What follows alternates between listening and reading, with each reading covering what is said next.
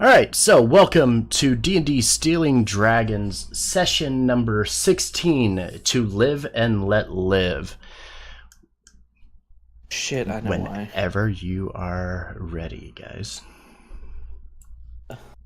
1 second, fixing something. Having figured out, realized he had something wrong with his audio. I was like, I wasn't lying. I heard it when he was talking, and now I don't. Should be able to, well, the song is very intermittent, unfortunately. So, hi. Hi, everybody.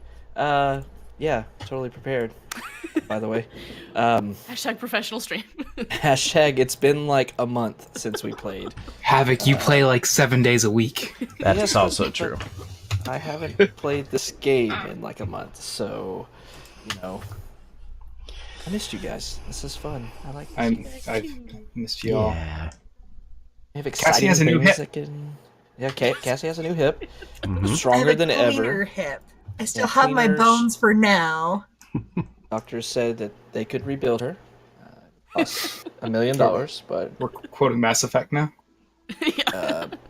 Better and faster, maybe not strong. Or better and stronger, maybe not faster. At least not yet. Not yet. That's the next upgrade. All right, so I think we're going to have a little bit of a change up for recap today. I believe we're going to have it via the perspective of Kai, if I remember correctly. So if we want to go ahead and get that started, and we'll see what's going to happen tonight. Well, this is quite interesting, isn't it? Viz is off to who knows where. The Xanathar are tracking us, and this forsaken stone is nowhere to be found. Wait, hold on. Let me start from the beginning. Our trip into the harbor was eventful. Jot and I crammed into the mechanical contraption, and the others downed a few potions of water breathing. Helped us get a little further, but didn't take long before the underwater inhabitants objected to us being there, of course. Stupid shark tried to pierce the apparatus, but we were able to defend it, thankfully. After all, I didn't wish to die in that death trap. A bit further down, we came across a nice wreckage, where we were certain there was something worth returning to the surface. Of course, that was also the location of the dragon which the Force Grey went and wanted us to investigate. Friendly one, though. Didn't try to kill us, at least. In fact, Zelifarn even let us part with some of the riches at the bottom of the harbor. We'll need to put in a good word for them when we get back to the surface and deal with everything else. However, this is where things get complicated, but for the sake of expediency, I'll attempt to be brief.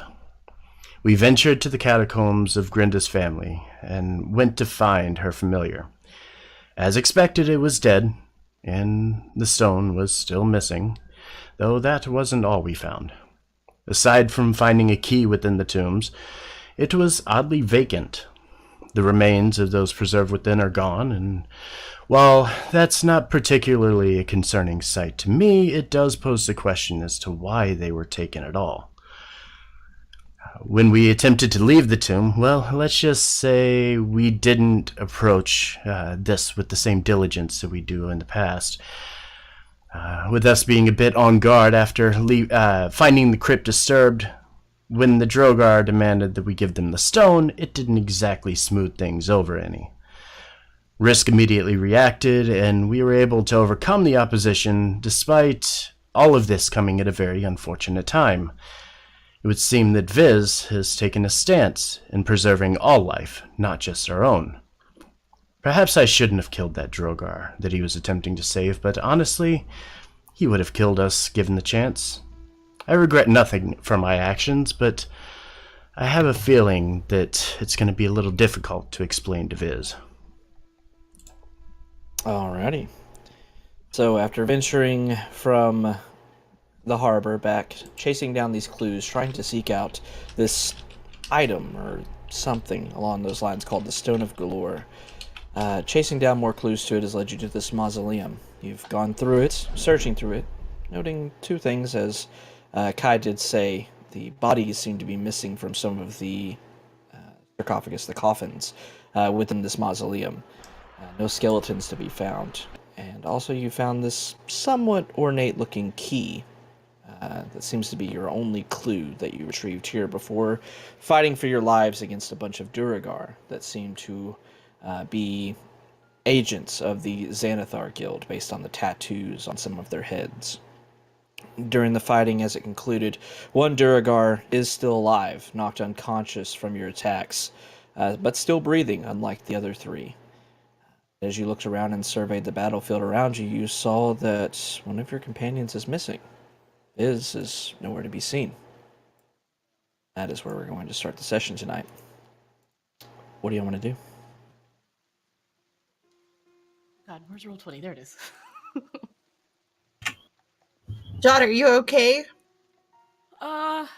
Yeah? What's going on? Where's Viz? This. Maybe shouting's not a good idea right now, but did anyone see where he went off to?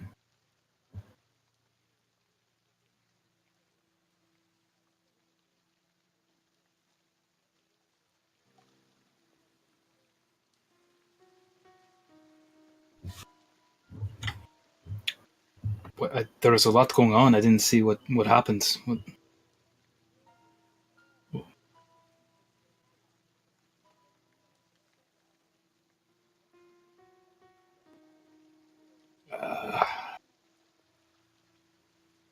Fuck.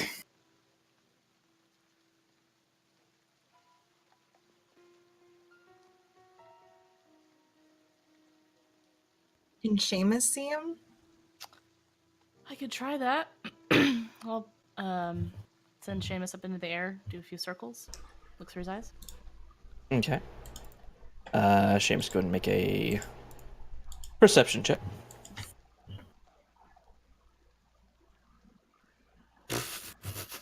First drink of the night. First drink. We're starting it off strong, guys. Cheers, everybody. He does have advantage, so technically it is the 5, not the 4. Okay, it's a 5. But, Got you you. know, big world of difference with this one.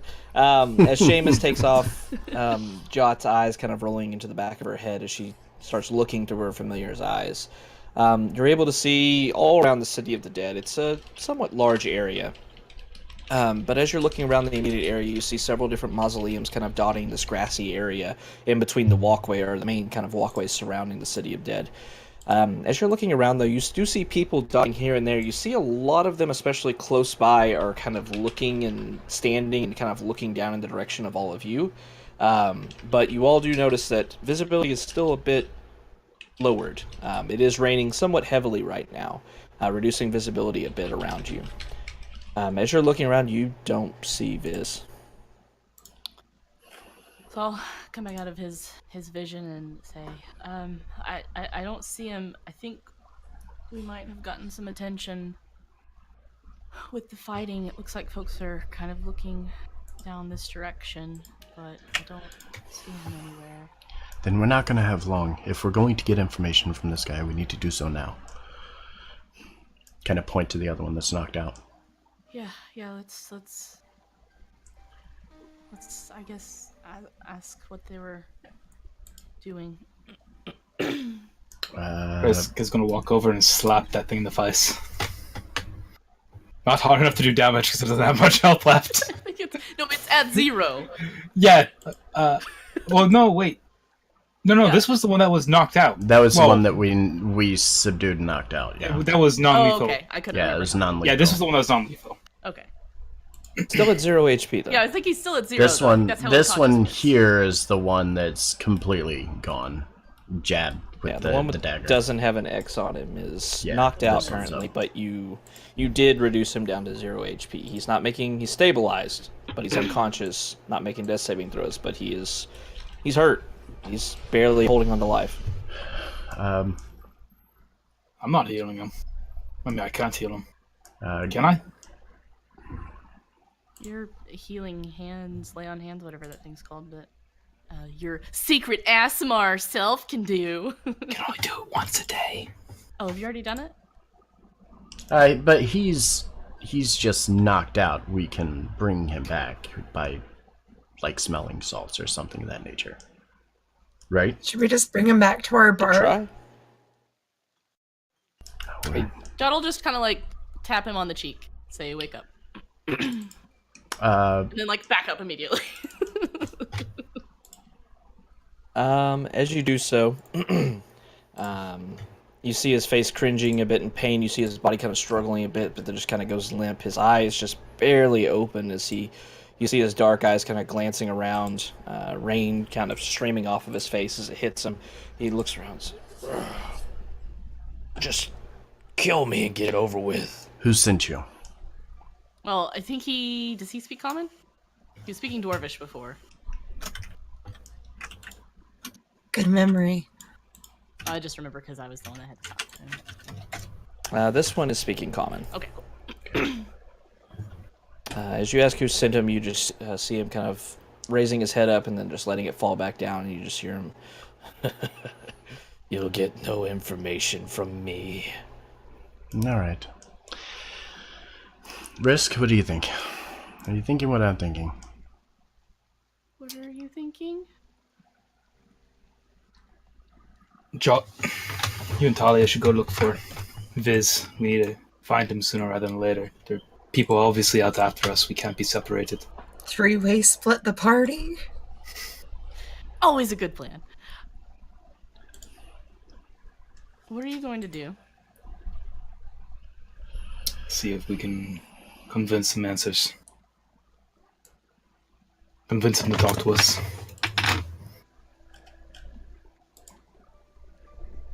How? God damn it. Just a little light waterboarding. No big deal. Listen, these men, if we leave them alive, they are loose ends, and this will come back to haunt us. If it's not with the City Watch, then it's going to be the Xanathar themselves. They will find us. They have entry into our home. I guess we'll go look for Viz. No, he's helpless on the ground. You can't just kill him. And if we let him live, he will return to his base and bring his men to our doorstep.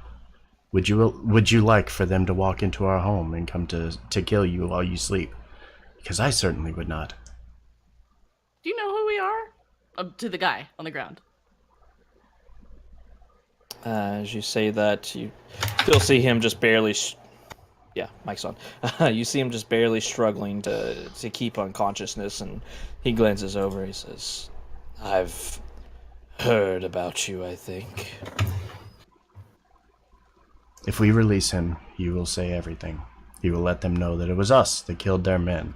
They will send reinforcements to our doorstep. So just give him to the guards. And what? They hold us responsible for the deaths of the other 3.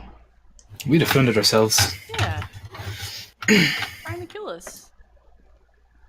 Yes, but it would be their word against us not even being there.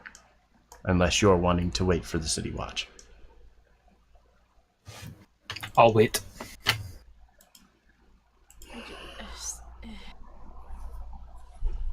I'll wait. Everyone else go.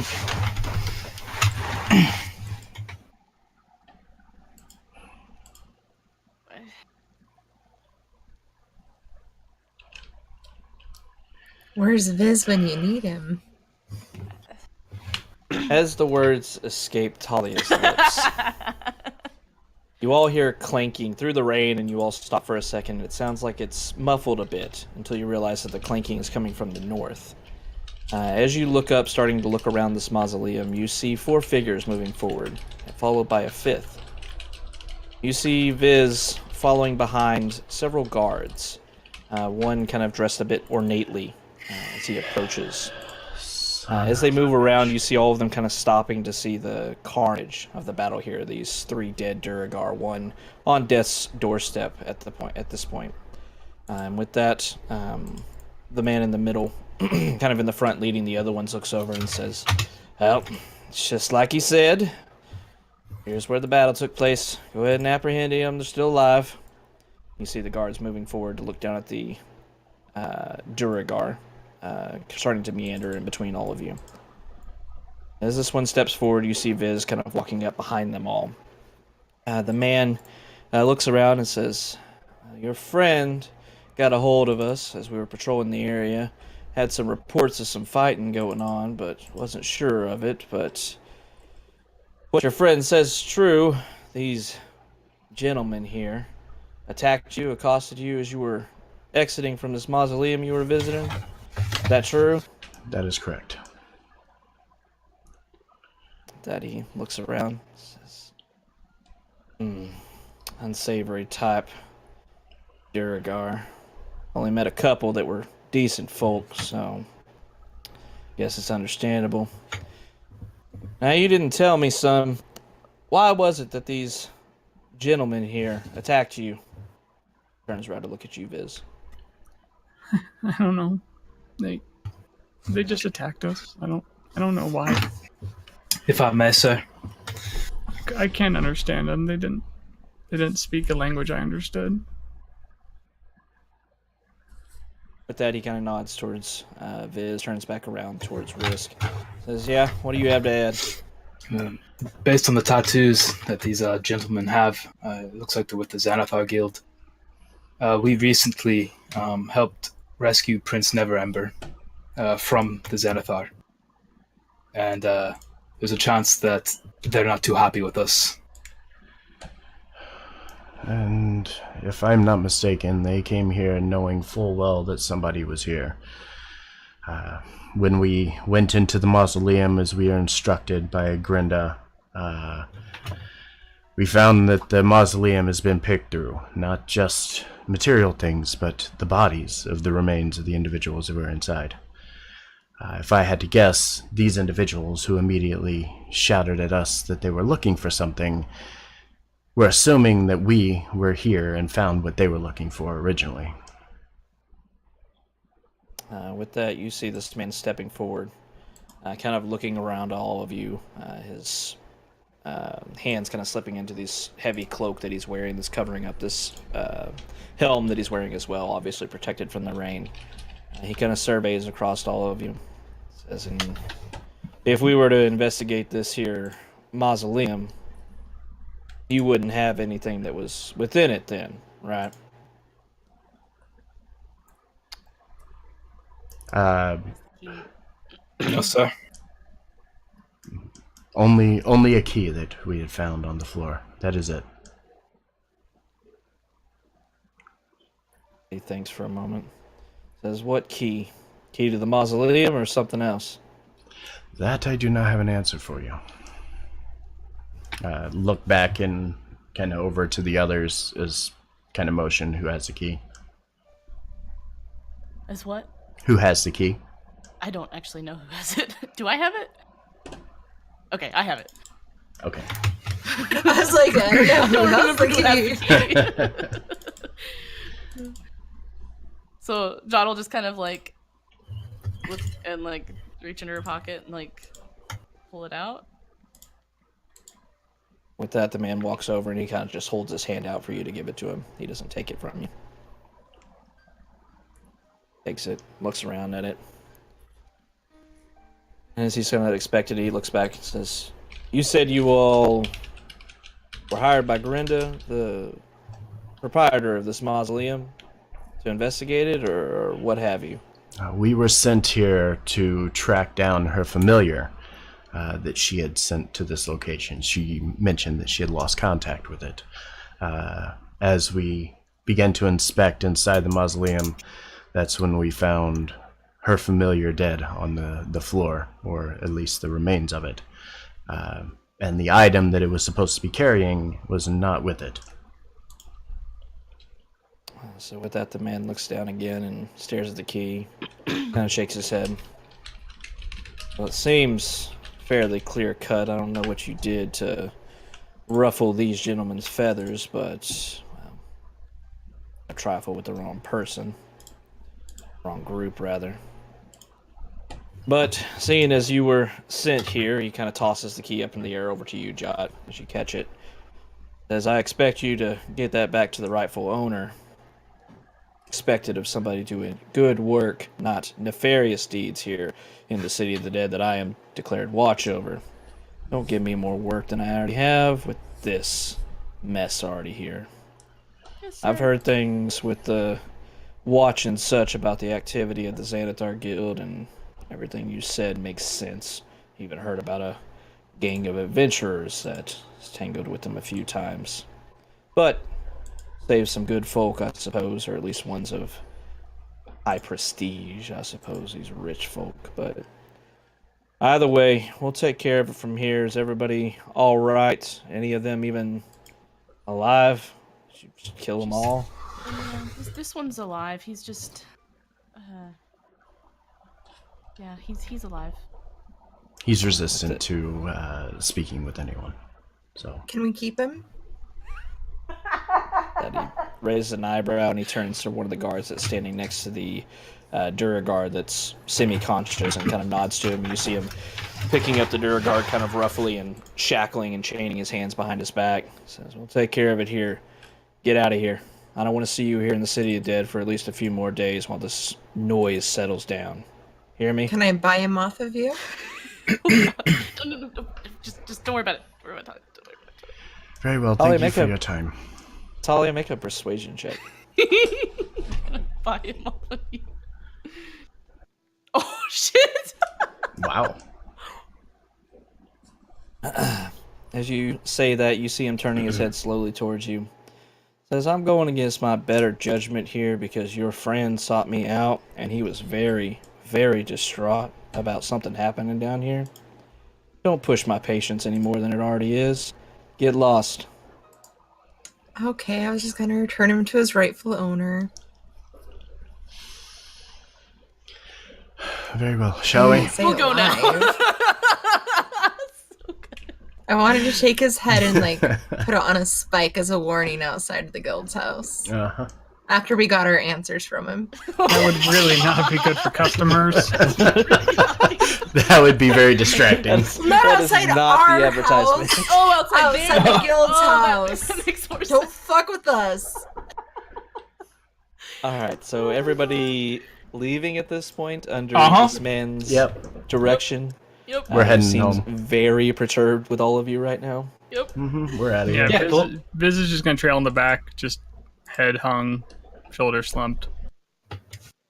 Last few times we've been in combat, the guards have seemed more put off by like, fucking paperwork. Paperwork every time. I was trying to relieve them of their paperwork. Yeah, you were. That's Pay fair. them. This guy And mentioned paperwork, but you Give could a definitely present tell. to Viz.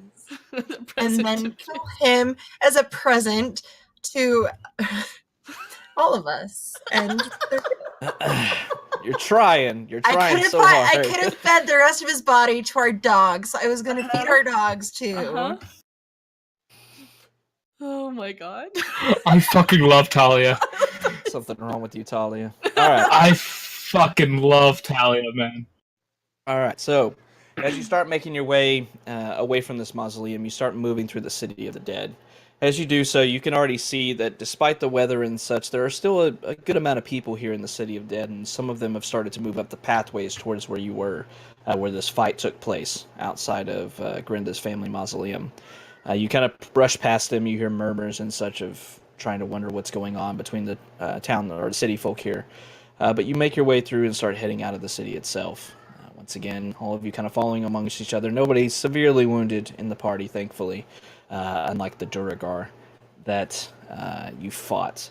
You did get the captain's name, Viz.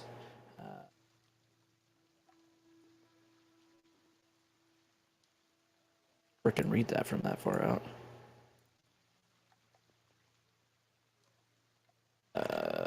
Viz.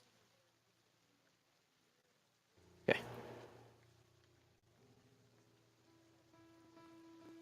All right. So as you make your way over to the edge of the City of the Dead, once again, it's 3 or 4 bells in the afternoon at this point, heading towards mid-afternoon. Still plenty of daylight, quote-unquote, to have, but once again, it is springtime here in Waterdeep. It is going to be raining for the rest of the day, more than likely.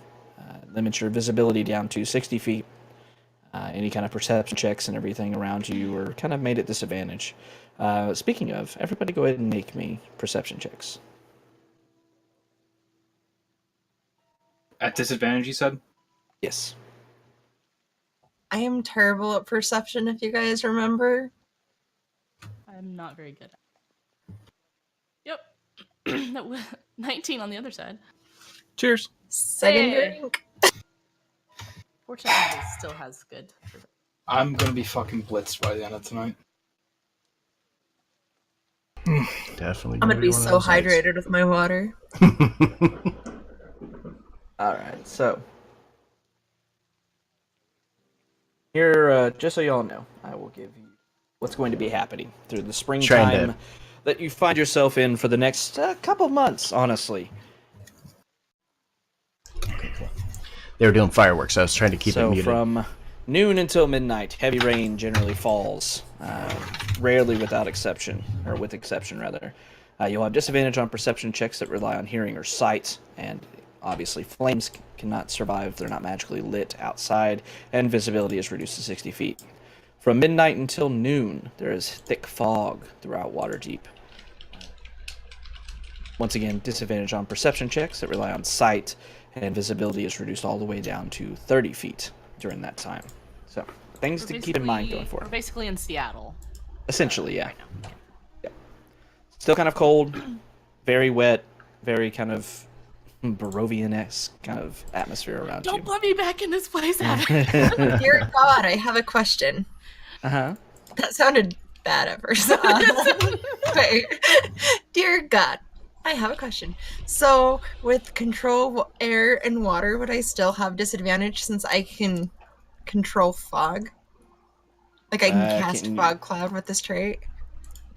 Can you control it like in a huge radius all around you at all times?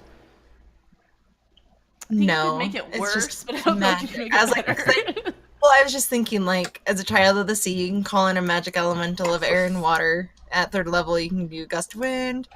Oh, Gus But it's a might help spell. you. But it's a spell. Oh, okay. But would, like, as a trait and being able to, like, see underwater and not hindering, would it still be a disadvantage for me? Just a question for God, because I don't know. I will say, for your specific traits, for your race, I will say during the rain, the heavy rain, it does not hamper you as much as people who are not used to living underwater. Your visibility will still be reduced down to 60 feet, but you will not have disadvantage on checks that rely on sight. If it's something for hearing, you'll still have disadvantage because it's raining, it's loud. The fog, unfortunately, your traits is not going to help with that at all. Thank you. All right, so all of you trailing behind one another, as Viz said, he's kind of trailing in the back behind you all, but you find yourself heading towards the western exit of the City of the Dead. What do you want to do?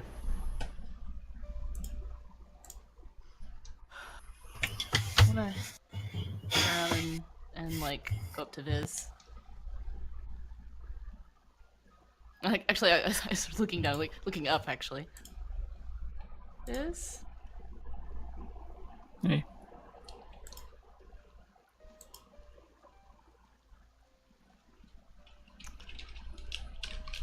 Can we go home?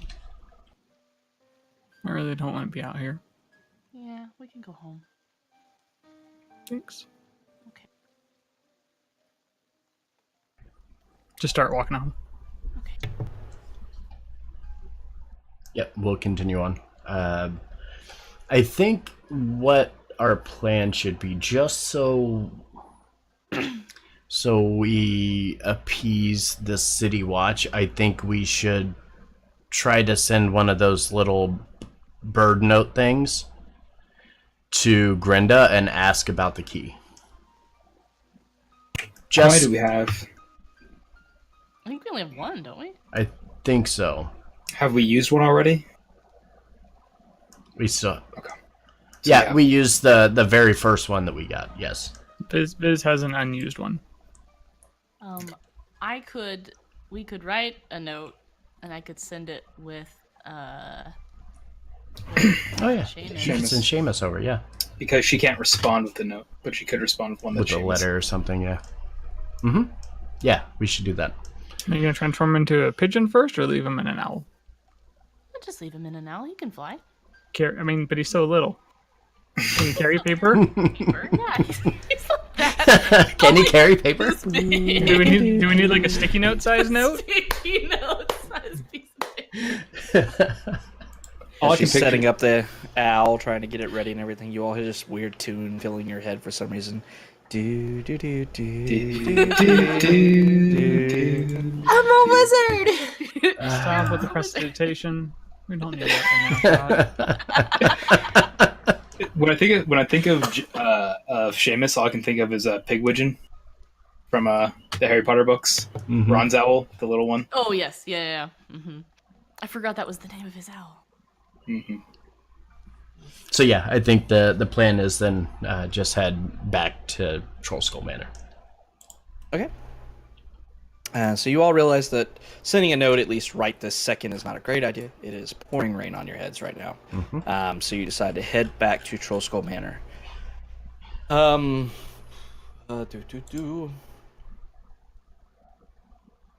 It is a sullen walk back north through Waterdeep.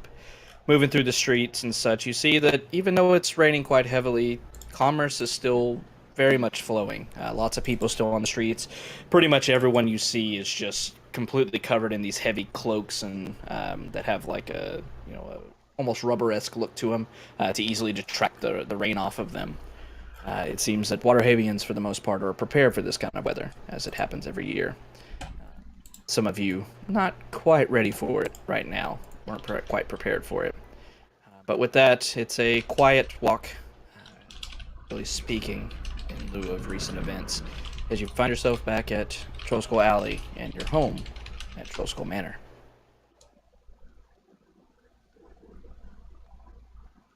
What time of day is it, God?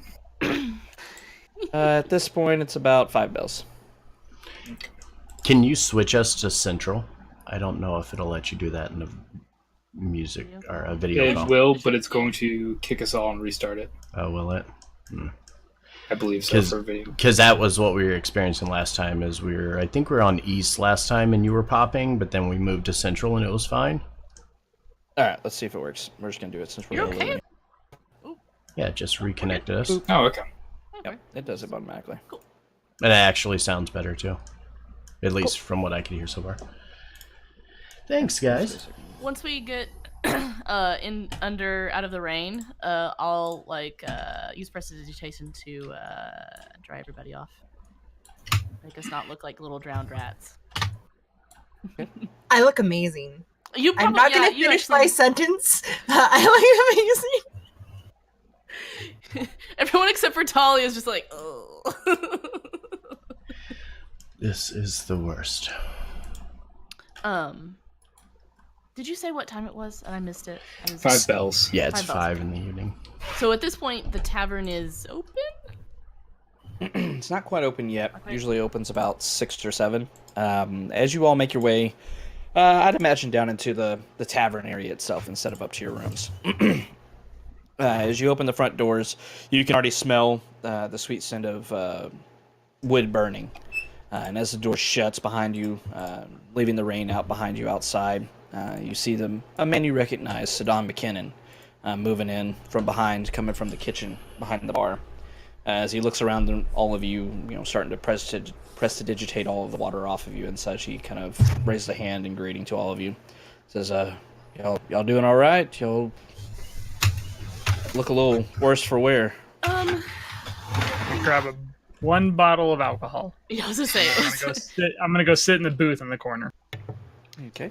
We're gonna have a little chat time before the inn opens.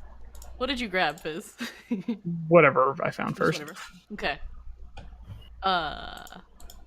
Knowing my luck, probably water. Just a bottle of water. Just trying to drink my feelings away, Chot. I grabbed I the first probably bottle I grabbed, find. the Perrier. strongest bottle we've got, of stuff, and all right, everyone, go sit in the corner. We're gonna talk. As you say that, you see Sidon kind of raising hands. So, of course, if y'all need anything, just let me know. I'll be back in the kitchen. Don't want to disturb you. Kind of nods his head to you all, obviously recognizing the situation as being somewhat severe, and dips right the hell out of there. Bye. Yeah, I'm grabbing like glasses and the what is it, the fire or something? As a reminder, there is your current alcohol listing in the tavern. Fire wine. There we go. That's the And one. that stout with a coffee blend sounds amazing. And then I'm Coffee going. blend outside. And I'm sitting down. And I'm like, everybody sit down. Yep. I'm grabbing the Lathanders and bringing it.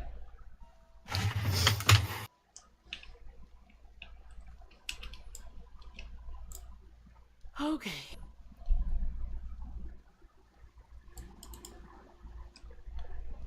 So, I didn't see most of what happened. I just kind of like heard you two shouting at each other.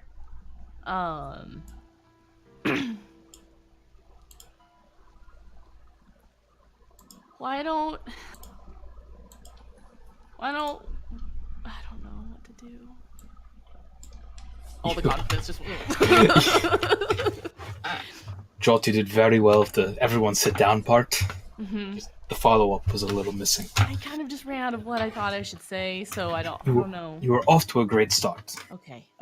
That was Well, fantastic. everyone, Like, We're start gonna- drinking. yeah, just we gotta. I don't know. Okay, Viz, you tell me what happened.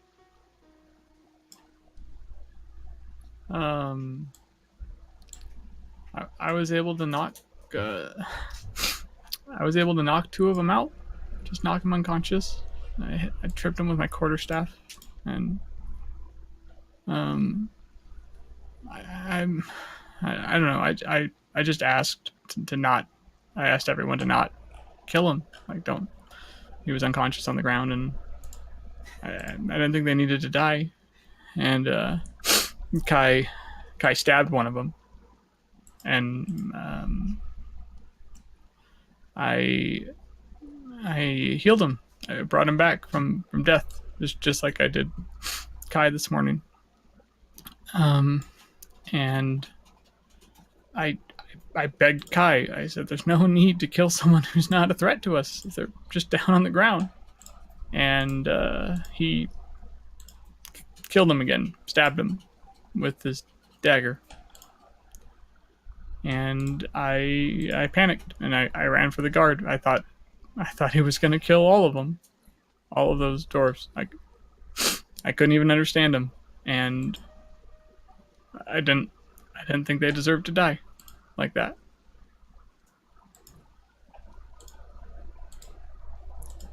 Kai, Everyone dies. Kai, why did you stab him? He was unconscious. Well, to be fair, I take this as part of my duty of the order. My duty as a cleric is to prevent death to those of my community. But in order for me to do so, it requires that I preserve my community's life by removing filth such as this from our city. It's my duty to protect you guys and defend you in any way that I can. If that hadn't happened upon us, it could have been anybody walking in there. They would have killed any individual who came stumbling out of that crypt at any moment. It wouldn't have mattered who it was. They were just looking for what they wanted. Kyle kind of look up directly at Viz and says, "Viz, I understand that you want us to value the lives of every individual here. Every individual in the city deserves a life. But the life of a ne'er-do-well such as this one is no equal to ours, no matter how you try to place it. and valuing their life just as you would mine or just as you would Jot's puts them in an advantageous position. You're not willing to do what's going to be required to stop or prevent people from being hurt. You can knock them out, but that's not going to stop them from coming back. They will continue to do so over and over again. Sometimes you need to understand that the value of a life differs from person to person. I get that. I understand that sometimes we have to kill to do good. At first, it didn't feel right killing a person who couldn't defend himself. Unconscious on the ground, he was no threat. I have rope. We could have tied him up. I could have gotten the guard. It wouldn't have been more trouble for them to arrest 3 of them than it was for them to arrest 1 of them. And we have to be... we don't have to be, but I want to stand up to the darkness. I want to be better than it. I understand sometimes we have to do it, and sometimes we have to embrace it, but we have to stand apart from it. We have to use our power for good, I would hope. And I don't think killing an unconscious person is good. And secondly, I've considered you one of my closest friends, and it hurt. And it hurts now. It hurts bad. I was trying so hard to keep life, but you decided your decision and your will is more important than mine. The thing I'm trying so hard to do, just to try and save a life. And when you decided to take it, you decided that your wants and your will is more important than the thing I'm trying to accomplish, and that person's. And I don't feel comfortable with that, and it hurts. Kai will kind of solemnly nod and lower his head a bit. Then after a second, he'll look up, looking again in the direction of Iz, and say, I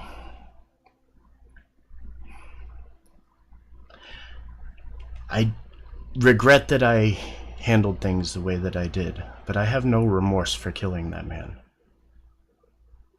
His friend is going to go back to the Xanathar, and they're going to send their men to us. Because the City Watch now has him. It's going to happen, whether we want it to or not. I was doing what I felt was best, and trying to get you to understand that their lives shouldn't matter more than ours do.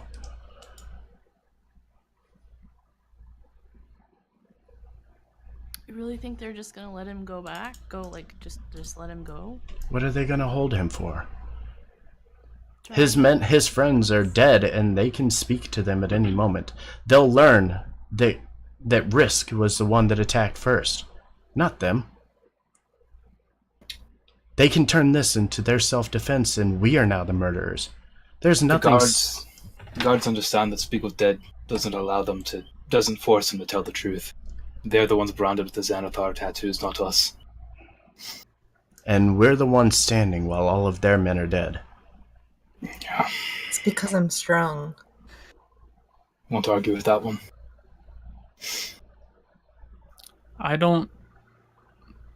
I'm just a person.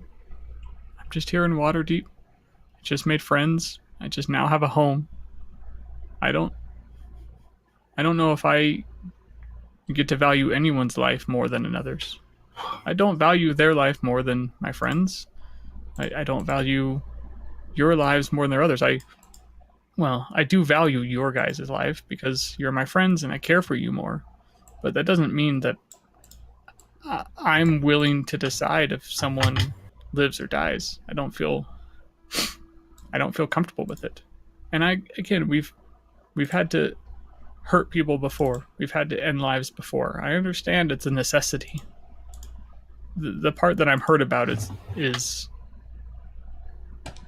just the decision against what I was trying so hard to do. Trying so hard to save a life. Using the blessing from my god to near, the same blessing that I used on you this morning to bring you back from near death. It's I don't use magics like that sparingly, and it takes a lot of effort, and it means a lot to me. And to spend that effort and to spend my God's blessing, and to have you just so dramatically go against it right after I'm pleading for you not to. That's what hurts, Kai.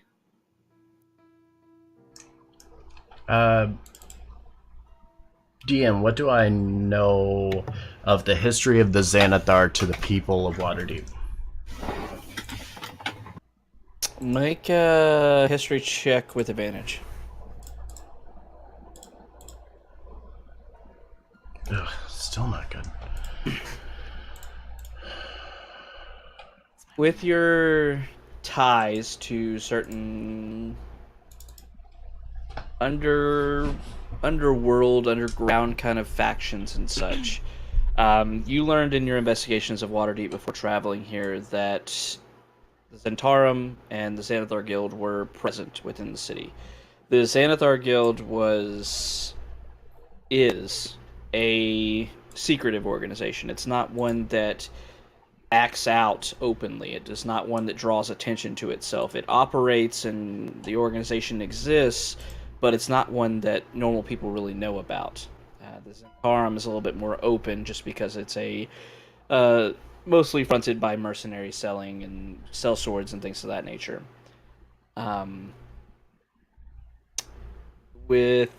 What you remember, you know that what's happening right now with the Xanathar not only warring with Zentarum or the Black Network openly in the streets, this gang war that seems to be happening, but also with them feverishly attacking people in the middle of the day is unheard of. It is strange.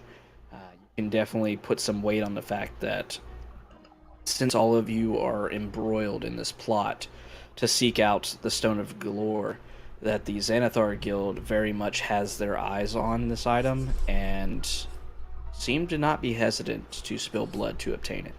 But from the perspective of the city itself, they haven't been like an openly aggressive guild to the city.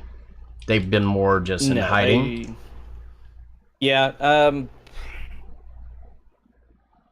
Common knowledge is that the Xanathar Guild exists. It's seen as evil, or evil. It's a bad organization, right? Right. But it's one that's been here for a long time, for decades, if not hundreds of years. It's something that's always exists, but normal people don't really have any reason to know about it. Guards and nobles and higher ups and such know about it just because that's their business to know. You know about it because of your connections with underground networks. But it's not, as you just said, it's not an openly aggressive. They don't go out and just kill people. They don't go out and attack people. They certainly don't go out and participate in gang wars and draw attention to themselves. Kai will kind of look up and look around the table and say, I acted in a manner that, while is disrespectful to my friend here, was done to protect this community. Not just us, but the people around us. We've already seen so many lives lost in our neighborhood alone. These individuals have already intervened more than once. We can't continue to let this stone be the source of that issue. If it means we have to hunt down this stone immediately and get rid of it, then we have to do so. But the Xanathar are coming for it, as they have made readily apparent. We need to do something. I think there's a middle ground. I think that we are wasting time in the middle of a fight to attack someone who's already unconscious. I think that's something that can be dealt with later. But I also think that reviving an enemy in the middle of combat is irresponsible. I think there's a middle ground between healing someone who's actively trying to kill us and killing an unconscious man. There has to be a middle ground. You're right. I shouldn't have healed him. Knowing the circumstances of how Kai Kai's convictions would drive him, I wouldn't have asked for the blessing of Denier to heal that person. I would have let him lie. I acted irrationally. I shouldn't. You're right. I shouldn't have healed him. I panicked. I And scared. it's as just my responsibility as it is yours. Had I just left the man... Unfortunately, my fear was that you revive him, and this man is getting right back up and is going to immediately go into combat with you. I do think... Oh, sorry, go ahead. I didn't want to see any of us harmed from this action, and while I understand what you were trying to do and the point you were trying to prove, I felt that it could have been stated differently or done differently, and I should have handled it much differently myself. I shouldn't have reacted the way that I did and brought this man down, and especially not in front of you.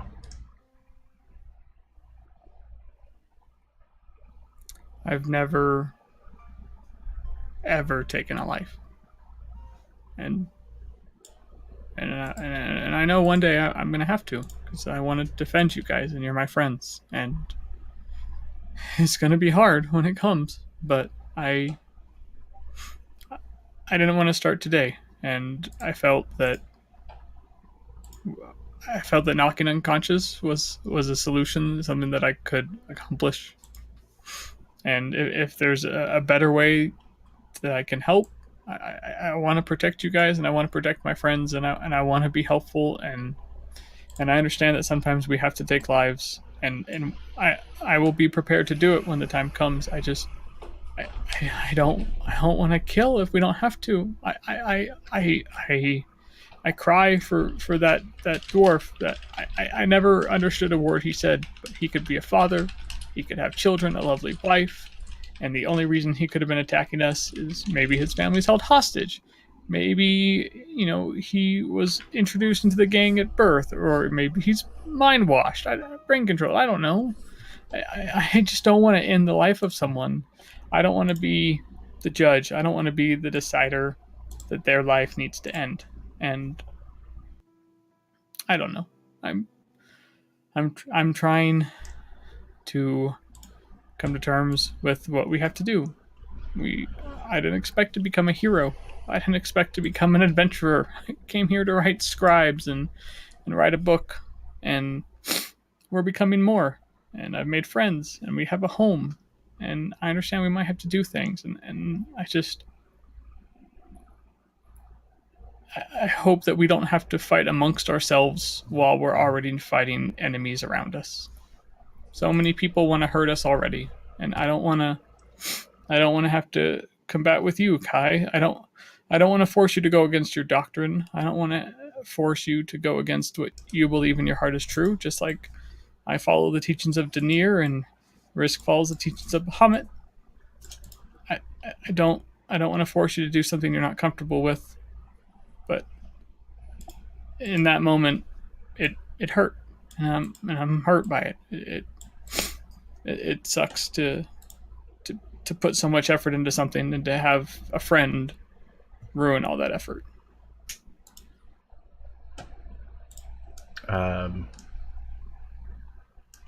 Kai's just going to nod to that, not really say much. He'll kind of look around the table and notice everybody's kind of pretty solemn. Their heads kind of hung down a little bit. And he'll kind of clear his throat for a second and say, "While we're here, perhaps it is time we have another discussion."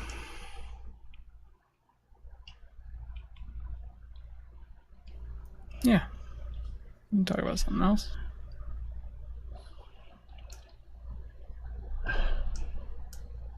He'll pause for a second and kind of think.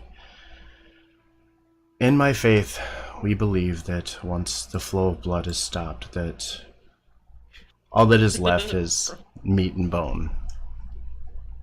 We don't romanticize this connection to the dead or anything of that nature.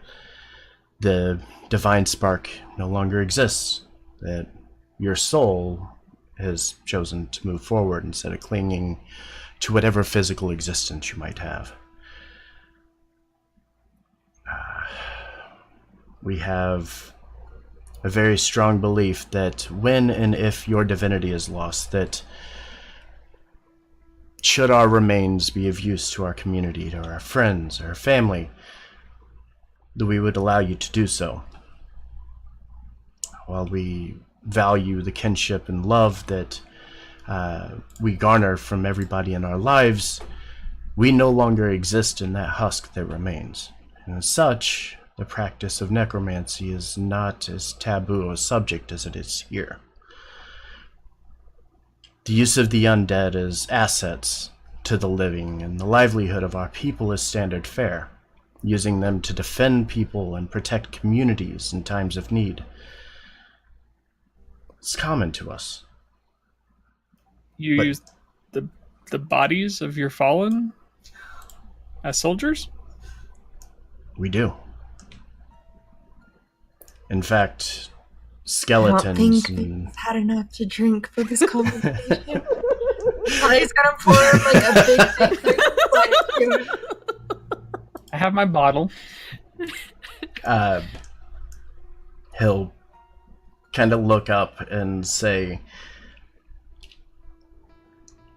there will be things that you are going to see that may not seem natural to any of you. None of this is something that you will have to worry about. I would never turn you against your will.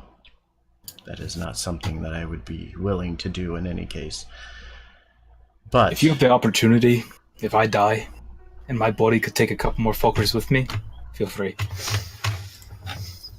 There's a spell I've been reading about that some of the clerics of Denier know. A chance to restore a soul to a body if it's died recently. Is that something that we can use on you? Are you okay with that? If your divine spark leaves your body, can we revivify you? you can. And in fact, that's not ever out of the question. The only time, as you know, as you understand with the magic of necromancy, if the soul is not willing to return, then it simply will not return. The body will not resurrect. I would be willing to always return. And should my body be of service to you when I am dead, become any form of defense to any of you in time of need, then please, I ask that you would be willing to do so as well. I don't know that any of you would understand how to do so, but in the event, I just would like to leave it out in the open for you.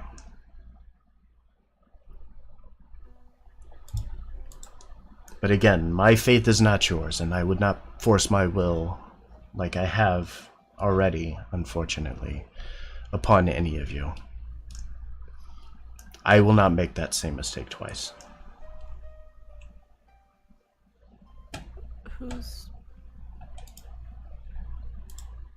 Whose bodies would you use? More than likely, they will be the bodies of those that we have defeated in combat.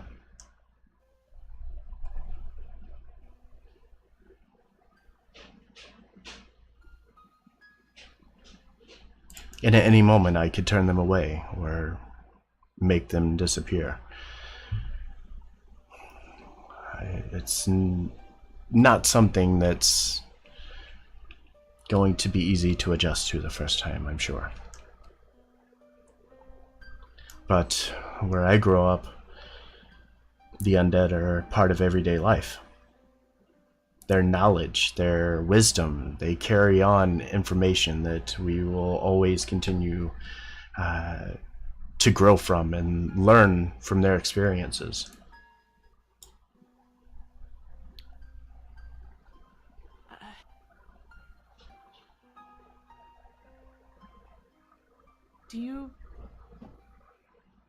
Do you know many people that have died? I've known quite a few.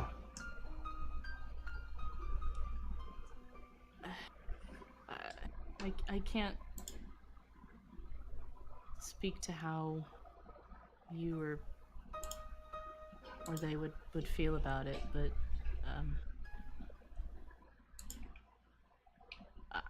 I would never want to see someone that I cared about grave dug up and used like that.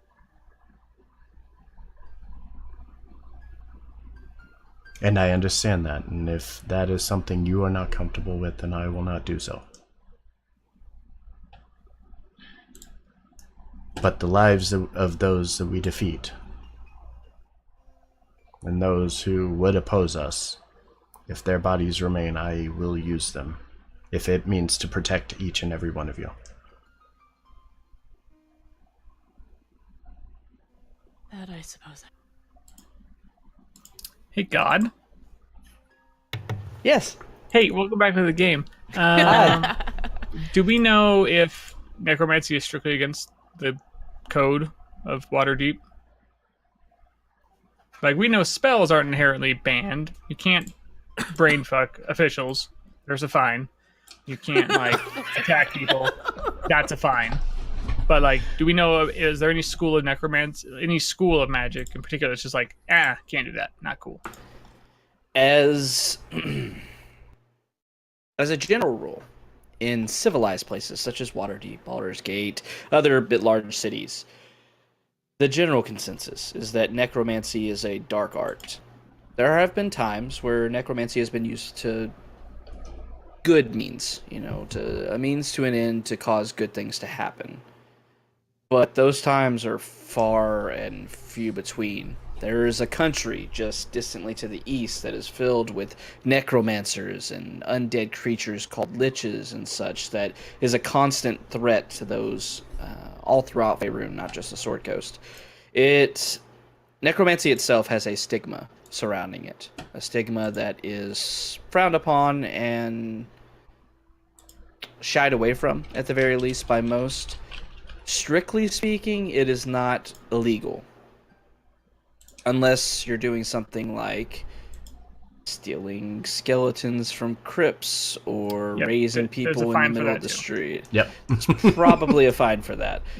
Or death, more than likely, for doing something like that. So, strictly speaking, you could probably get away with it depending on the reasoning, but that's a gray area, to put it lightly. But in this situation, and more out of character, in this situation, Kai is aware of the view of how necromancy is seen here within Waterdeep. He's not openly going to walk out into the city streets and just raise the dead. Rise, my minions. He's not going to do that, but he will go into a Xanathar lair, and once we start killing people, be like, well, come on, you're helping now. And like start enlisting the bodies of the fallen, basically.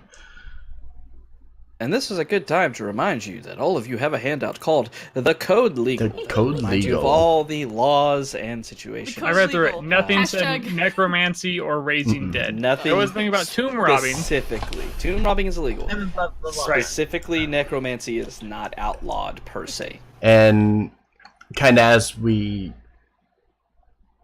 kind of discuss this a bit, after hearing the mention of bringing him back should Kai ever fall, Kai kind of looks up at Viz. I believe it was Viz that said that, right? Yeah. Talking about the resurrection. Yeah. I have the potential to learn the spell Revivify. Mhm. Can I use that on Kai, or does he have like DNR tattooed on his He's 100% okay with it, and in fact, encourages it. encourages not being it dead? because so the way that the faith works is basically they consider any form of cheating death as a victory for the people. If it means like true resurrection, people like clerics who can cast true resurrection from the blood of all faith are considered like truly gifted clerics of the faith. So it's something that's very commonplace, and they consider that something that it should be used often to keep the people alive. Sure, but healing the bad guy is bad. Got it. Yes. Not dying, excellent. Not deading the bad guys, There's way a bad. there's a difference between protecting your community and allowing an outsider to come in and kill and take everything you have. So as this conversation continues on, moving on from very somber tones of Biz's versus Kai's outlook on life and whether or not it should be preserved and such, everybody is going to get an extra Havoc Buck tonight. Kai and Viz, go ahead and get 2 for excellent RP and making chat and a few people in the party start tearing up. It is exhausting to keep up that attitude. You don't realize how I was sitting here, like, you'd say certain things, and I'm like, God, if I could just start playing Arms of an Angel real quick, this would be hilarious. Well, the And problem is, like, I was shit, like, this I'm gonna is get so I'm super gonna get serious. the City of the Dead, and then we have to like talk about going to the tavern, and we're making jokes and shit. I'm like, God, just look down. Don't let them see you laugh. Be sad. Be I was so sad. trying to fuck with him and like say funny things to him, and he's like, "Stop, stop." That was excellent RP. Good job, everyone. So, but yeah, as y'all kind of conclude this conversation, still sitting around drinking, seems that after recent events, it definitely warrants some drinking. We're gonna go ahead and take a minute or break here, 2 or 3 minutes, to refill our drinks, IRL, because I need to badly after that interesting session. Oh my God. Sorry. You suck at living, so just You suck at living. don't. Just go somewhere. That's amazing. So yeah, let's take a quick break, refill our drinks and everything, clear the air a little bit after that heavy moment, and then we'll go ahead and resume about what y'all want to do next. All right. Okay. All right, chat. So I'm going to step away, go grab something to drink, and then when we come back, we'll pick up with everybody sitting around the bar drinking and trying to get past all of this really, really heavy stuff. So don't go anywhere. We'll be right back. Oh yeah, can we actually go to the? Can we switch to the map? Have the town map. 1 second. That's fine. Still on break, sorry. All right, back. now you have my undivided attention. All right, so after sitting around for about 20 minutes or so, having this discussion, going back and forth, not necessarily enjoying the liquor that you're all drinking, but at least drinking it nonetheless, if nothing else, to numb yourselves a bit. You find yourselves sitting around Troll Skull Tavern. You have some leads, at the very least. You have a job that you've completed for the Grey Hands, for Force Grey, that needs to be reported on at some point. Though that's kind of in the back of your minds at this point. The Stone of Golorr, however, is sitting at the forefront. And you had a lead. The stone was taken to the mausoleum. And it seems that at that point it was taken somewhere else. No leads, really, aside from this key. And as you're all looking over and staring at this key, you do see that it's made of solid brass all the way through, which is a bit odd. You usually see steel or iron made in keys, but this is solid brass all the way through. Very ornate in its construction. A general knowledge to everyone is that you know that keys have to be made, either by locksmiths or blacksmiths of some kind with a profession at least into making very fine implements such as keys like this. This one, as you're looking at the edge of it, you can see that it has a very fine kind of mechanism at the end of it to open a lock. It's not just like a big groove or anything. It has very precise and finite points and everything. It obviously goes to a very fine lock. You do know some blacksmiths. You don't know any locksmiths off the top of your head, but that is really your only lead at this point as far as to chasing down the Stone of Golorr. So, after about 20 minutes, once again, of this conversation going on, you're still sitting here in Troll Skull Manor. Rain's still pouring outside. It's mid-afternoon, or late afternoon, rather. What do you want to do? The key doesn't have any, like, markings, like, property of blank on it. Nothing that obvious, unfortunately. How unfortunate. Who doesn't the label their shot? keys like that? Right? I mean, my keys are like house key. Please bring, Top left drawer at this address. please bring to 22 Troll Skull Alley. Please return. John, is it Doesn't magical? does somebody in the group have proficiency in thieves' tools? 2 people I do. have expertise. Both of you give me insight checks. Insight. It's a skeleton key. Oh. They're very worn out from our heart-to-heart They're so discussions. tired now. Viz, Can as you're Can I make a thieves' Collect. tools check instead? Viz, as you're collecting yourself and kind of focusing on the matter at hand, you take a look at this key that Jot's holding out. When you were being trained, and it wasn't very particularly long training into learning how to use lockpicks and things of that nature, you did learn about a little bit about the anatomy of locks and how they're constructed as well as keys that go to them. And you learned a little bit about the locksmiths that make these keys, as well as the locks. You do know that some locksmiths, ones that take pride in their work and make expensive or somewhat ornate locks, leave a calling card, if nothing else, on their keys. It's nothing as simple as an inscription on the side of the key or return to this address or anything of that nature. No. They use a very similar mechanism on the keys themselves. They'll have a series of grooves across them that are always spaced out exactly certain millimeters apart or centimeters apart, but they have that on every key for every lock they make. You recognize that this key holds a call sign of some kind of locksmith. Something However, distinct about it. I don't know whose very, it is. yeah. Like, No this is clue very who, distinct, but right? yeah, it's This is not- ornate enough that it does have a calling This card is not to it. purposeful to the lock, but this is a display function of the. Yes, basically there's signature. You're able to recognize there is a signature here. You can't read what it says, but there's a signature here. So I'm gonna teach my party about that. I'm gonna show them, guys. Jot, can I see the key? Also, Jot, is the key magical? I don't know. Let's find out. 10 minutes later. During these 10 minutes. 30 minutes have passed. Not magical. So kind of laid out the key and be like, I think looking at this key, so these are the parts that would unlock the tumbler of a lock. But if you see these grooves here, these serve no purpose to actually unlocking a lock. And I think this is just like a maker stamp on like a blacksmith. I think this is their kind of signature. I think because it doesn't seem like this would serve any purpose to the lock. Well, that makes sense. Yeah, they don't seem like they're part of the... Or like a stamp or something on it. Do I know... Have I ever seen a locksmith shop anywhere in the city? Oh yeah, tons of them. Okay, well, do I know... Maybe where- we can where nearby? ask Embrick and Avi Oh yeah, if we there's- can ask them. Yeah. if there's like a high class locksmith or something, or a well known one.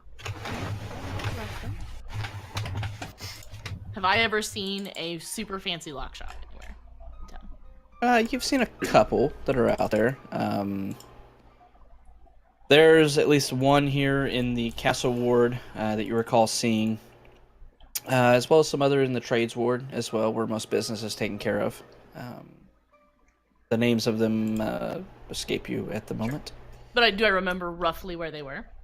Yeah, they're in the neighborhood, a few blocks off or something. Can we get the map view on our screen? Yeah. So, should we go to maybe Embrick and Avi and ask them if they know a locksmith, or stop by one? Well, can And we need to go see them first. Rillatar, right? And Blackstaff Tower? If No, Blackstaff is Force Grey. It wasn't yeah. Rillatar. It was Rillatar was the the guy. our contact there. Yeah, right. Is I he don't the wanna one talk to that Rillatar. messaged Oh, us, or nope. was it That the was, No, it was Vajra. Vajra, yeah. Bagra? Vajra. I want Vajra. to talk to her personally. I think it was Vajra, wasn't it? Yeah. Vajra something? Yep. I have it in my notes. She's the Vajra, leader of the Safar. Blackstaff. Yeah. Vajra Yep. Safar, yeah. would anyone be opposed to me swinging by Vincent's real quick? That's fine. Haven't seen him since I asked him to look into some stuff for us, and then he hasn't been around the last few times I've checked, and with Davil disappearing as well, I'm a little nervous about people who we've had contact with just disappearing. Oh, we can stop by. He might know something about the key. That's what I'm thinking too. Yeah, we can stop by. Before we leave, I run upstairs and get my raincoat that I would obviously have as someone who's lived in Waterdeep for a long time. I just want to borrow the Nimblewright detector Okay. because it's an umbrella. It's like a It's a mini umbrella at the But top. it's like something you put into it's like a cocktail It's a umbrella. cocktail I umbrella. thought Jot was like resting it on her shoulder. Yeah, but Jot's like that tall. that tall. All right, never mind. Close, but 3.5 feet tall, please. I'll put up my hood. I thought it was bigger too. well, That's what but she said. so That's what she said. doesn't. It's not a very large device, though, right? No, it's barely like it's It's like an not an umbrella for umbrella. Seamus size. it's not even an umbrella. Like it's kind of shaped in such a way, but like at the very top of it, where you'd expect this, the massive umbrella part to pull out, it's like this big. Yeah. Just I yeah, found it. little drink umbrella. And those little kid toys that are like globes that spin up and light up. It's probably Yes. like that big. Yeah. Yeah, the. Yeah. It's the overpriced toy that you buy at the arena for some sort of show. That Disney on Ice. So Kai will probably accompany Risk when he Let's goes. just all go together. How about? Yeah, that's Do the all whole cool. thing. We'll take what we want. What time is it right now? It's late, right? six bells 5:30-ish, probably. Yeah. Okay. Heading towards 6 bells now. Okay. Yeah. Then if we want to get back out in the night, then let's do it. Put the hood up on my raincoat. I'm gonna get my dog so I can take it on a walk like a good dog owner. Oh wow! In the rain? Taking care of. It's gonna learn to love water. Yeah, it's gonna be an awful trip home, isn't it? Thick loves the water just like I do. I'm leaving Kate inside where it's warm and cozy. Yes, I right by the assume fireplace. We're gonna fight someone else at some point, and I would be devastated. I can't handle any more lost. I mean, What a buzzkill! Fine. we've all seen Cade die once already. I'm gonna open. I wanted Ooh. to make sure before we left I had Wow. opened up the door Wow. that goes out to the balcony, so he can That's be gonna out be in a the rain. yikes from me, dog. That's yeah. All right. All right, so heading to Vincent's, heading to the Tiger's Eye. The tiger's eye. Why are we on the Tiger? Oh, sorry. That's Vincent's. Yeah, no, I got the name of that business confused. I thought the Tiger's Eye was the person who did the glyphs. Oh No, that's something about. Is that the Bent Nail? no, it's the No, I bad don't. place. That's Tally's. Yeah. The page turner. The page is- turner. Okay. But the name of his shop is Which, by the way, I need to know. Bookworm's Treasure, Yes, there we go. and his name is Rashal. I Yes. always remember his name. I forget the name of his shop. I had that discussion with you, Havoc, about Rashal doing the book and the glyph things for us. It should be close to that time, right? Like, how many more days is left on that? It's been like You 2 days since you okay? guys did it. So then one more day. It was going to be 3 days. So yeah, it should be finished tomorrow. Then. Awesome. All right. So, as you all venture out back into Trollskull Alley, once again, it is raining. It is Pouring. pouring. Yes. Is I there mean, an old it's man miserable. snoring? It's me. It is somewhat miserable outside, unfortunately. That being said, you still make your way out into the streets of Waterdeep. As you make your way around the block, heading up to the north and into the west, heading towards this familiar place to most of you, especially to Risk, to this very small building, a house for the most part. That is the Tiger's Eye, which is Vincent's place of his business there. He's a private detective. You move forward, and as always, you assume the door is locked, as it always is, regardless if he has customers within there or not. And you knock on the door. As you wait a few moments, rain pouring down across you, you begin to think that he's not home again. Then you hear fiddling of locks for a few moments, and you see the door opening. And you see this very well-dressed man standing before you with this hat across it. You see a bit of a cloak that's still got water on it from being outside. Vincent stands before you, and as he looks up, kind of stares, looking across at all of you, he kind of nods to Risk, says, "Come in." Steps back for all of you to enter into his residence. Preston, did you take the water off of everyone? As you do so, moving into the building, once again, it's very quaint inside. A few seats sitting in front of a large desk that Vincent moves behind. You see him taking off this cloak, setting it up onto a coat hanger beside him. Kind of motions to one across the room if you want to set it off. And with that, he sits down behind his desk and looks over to Risk. He says, "Missed you. Oh no! Rip." And Risk suddenly just... I knew Vincent was shady. And now he's gone. I knew was it. shady. Kill him. And he stabs Risk repeatedly. Have a seat. Stab, stab, stab, stab. Yeah, timing though, huh? Welcome back. Risk is dead. All right. So, Yeah, sorry. with that, Vincent sits down behind the desk and kind of motions for the chairs, looking over towards Risk, and he says, "Missed you the last couple times I tried to get a hold of you." Been a busy week. Yes. I ran into some of your friends. So did we. They frown upon you visiting them as well. And as he says that, you see him moving the cloak back away that was underneath his rain cloak, and he raises up the sleeve of his tunic, and you see there's white bandages across his arm, and he kind of lowers it back down. Says, "Didn't much like me snooping around their whereabouts." Are you okay? Would you like me to treat those? And You he guys goes, should see the other guys.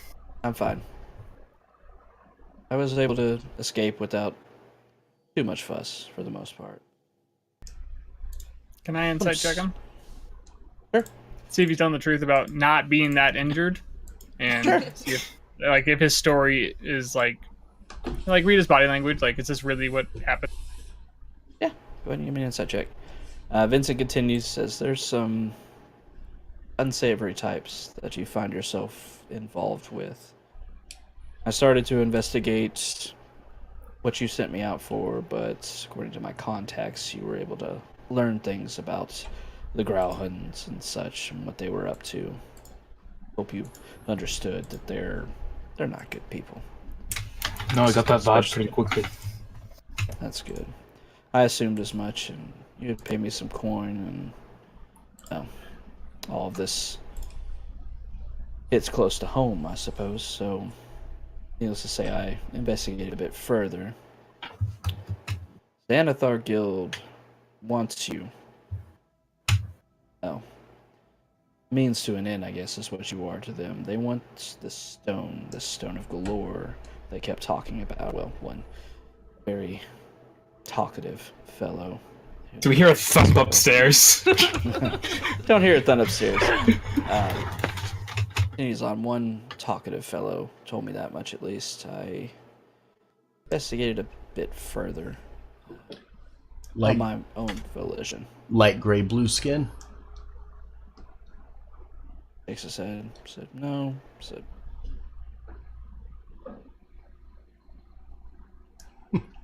no, he was a human, just another one of the lackeys, I think, but one that had heard a bit more than the others from what I was able to tell while I was in their base, I suppose.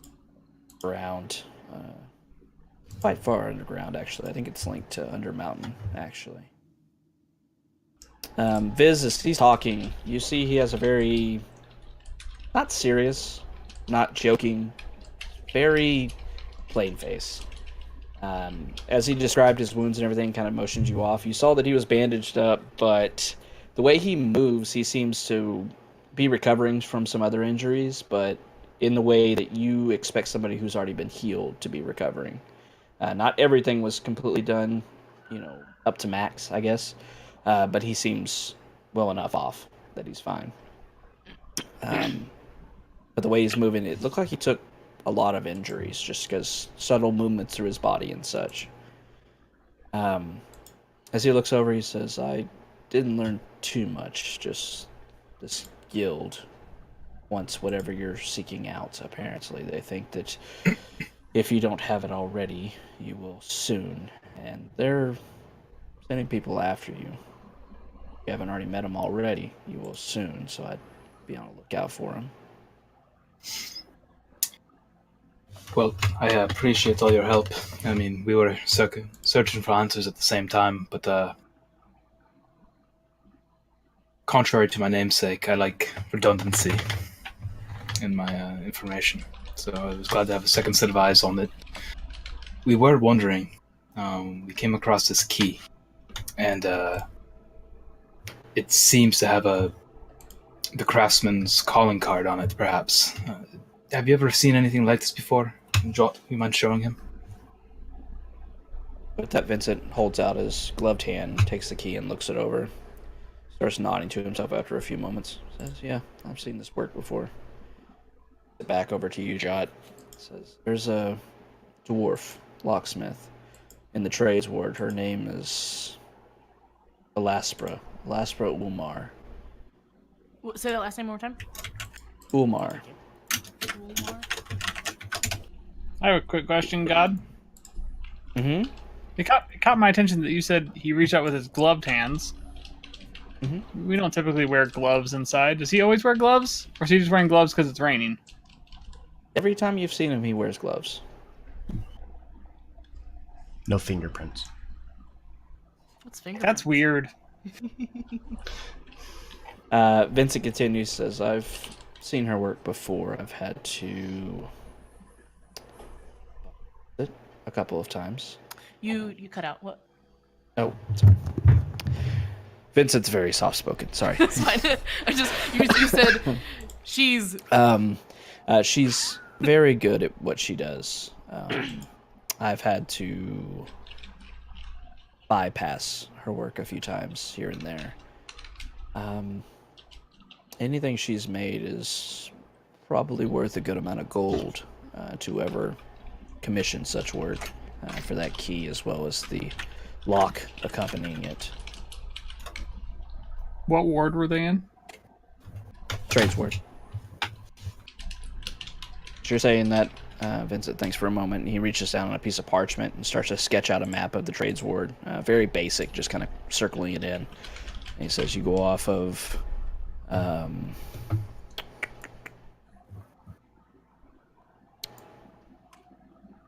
holy crap, roll 20.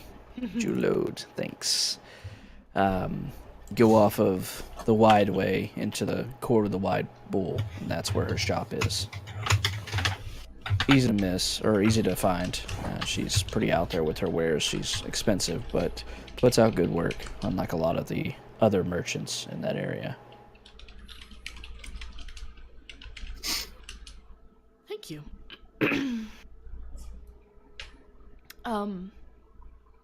Back to what you were saying before. Did you figure out, or did you come across any information on why... Oh, fuck, what was his name? Shit! It was the dude that was attacking the Growlhuns. Shit, what was his name? It was, Oh, Ursula shit. Floxen. Floxen. Fuck, I don't remember his name. What was, like, going on between, Floxen and the Growlhuns? Didn't really make any sense to us. With that, Vincent kind of leans back in his chair, thinking for a moment. Says, it's conjecture. I don't like conjecture. I prefer to have evidence, but based on what I was able to learn from my talkative friend, as well as other information I've been able to get Erstel was working with the Growlhuns, at least Lady Growlhun, at the very least. Something happened. They had a stable relationship of trading money for services and such for a good month or two, but something happened recently that upset Lady Growlhund, and it seems that she was seeking out a way to contact the Xanathar Guild and give them the stone. Plans were unfortunately ruined for her by this group of adventurers deciding to bust into her manor.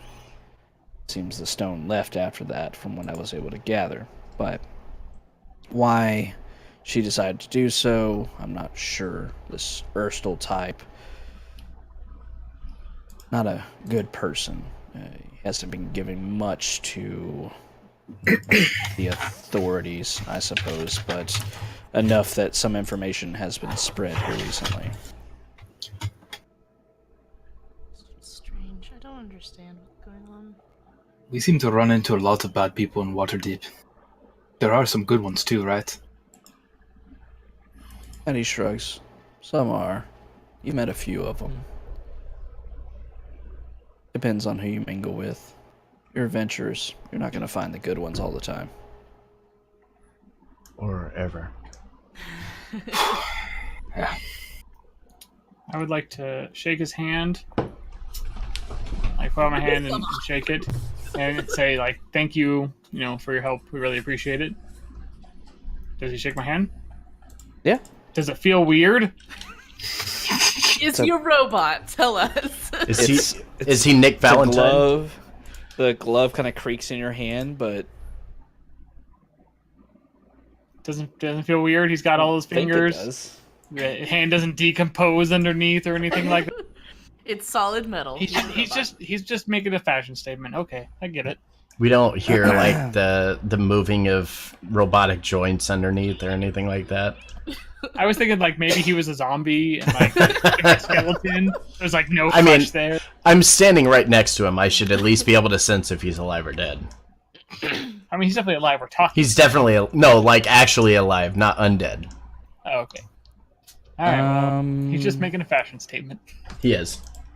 He just likes gloves inside. He likes gloves. It's fine. It's probably the no finger. It's fine. Or maybe they're magical.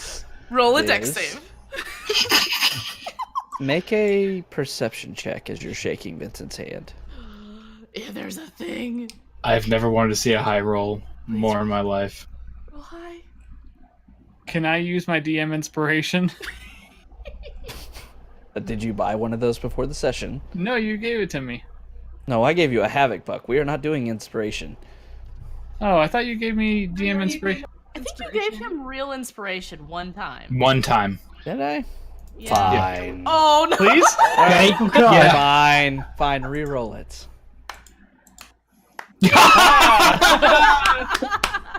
A fucking chorus. You did one time. I'm not bullshitting, and Yeah, no, you did. I can't remember why. Yeah, I can't remember why either, but he did one You did time do for that. I think because you already rewarded me with an extra habit. no, you know what it was. It was him rhyming through the entire opening. Yes. That's what it was. That's what it was. Yes, That's what it was. The intro. You gave him actual inspiration. I just wasted my inspiration to learn that it's just a hand. Congratulations, you detect nothing. Viz, as you're reaching out to shake Vincent's hand, you see him hesitate for a moment. And he looks up, and you see him staring right into your eyes. But as he looks up at you, he reaches out his hand to shake. As his hand grips you, you look out and you see his gloved hand. It's down here. Your hand is out like this. His hand is much larger to what you feel versus what you see. Oh, never mind. Okay, that was different than what I thought. I thought he was going to be a Rakshasa for It's a second. Decided You were to. saying. Yeah. That's a disguised appearance. Mm-hmm. Mm-hmm. Okay. Dispel magic. As he's shaking your hand, you see him just, moderately shaking, and he's just staring at you. Yeah, just thanks so much for helping us. It's been great talking to you. Neighbor, bye. I 100% Betty. thought you were about to tell us he was a Rakshasa secretly.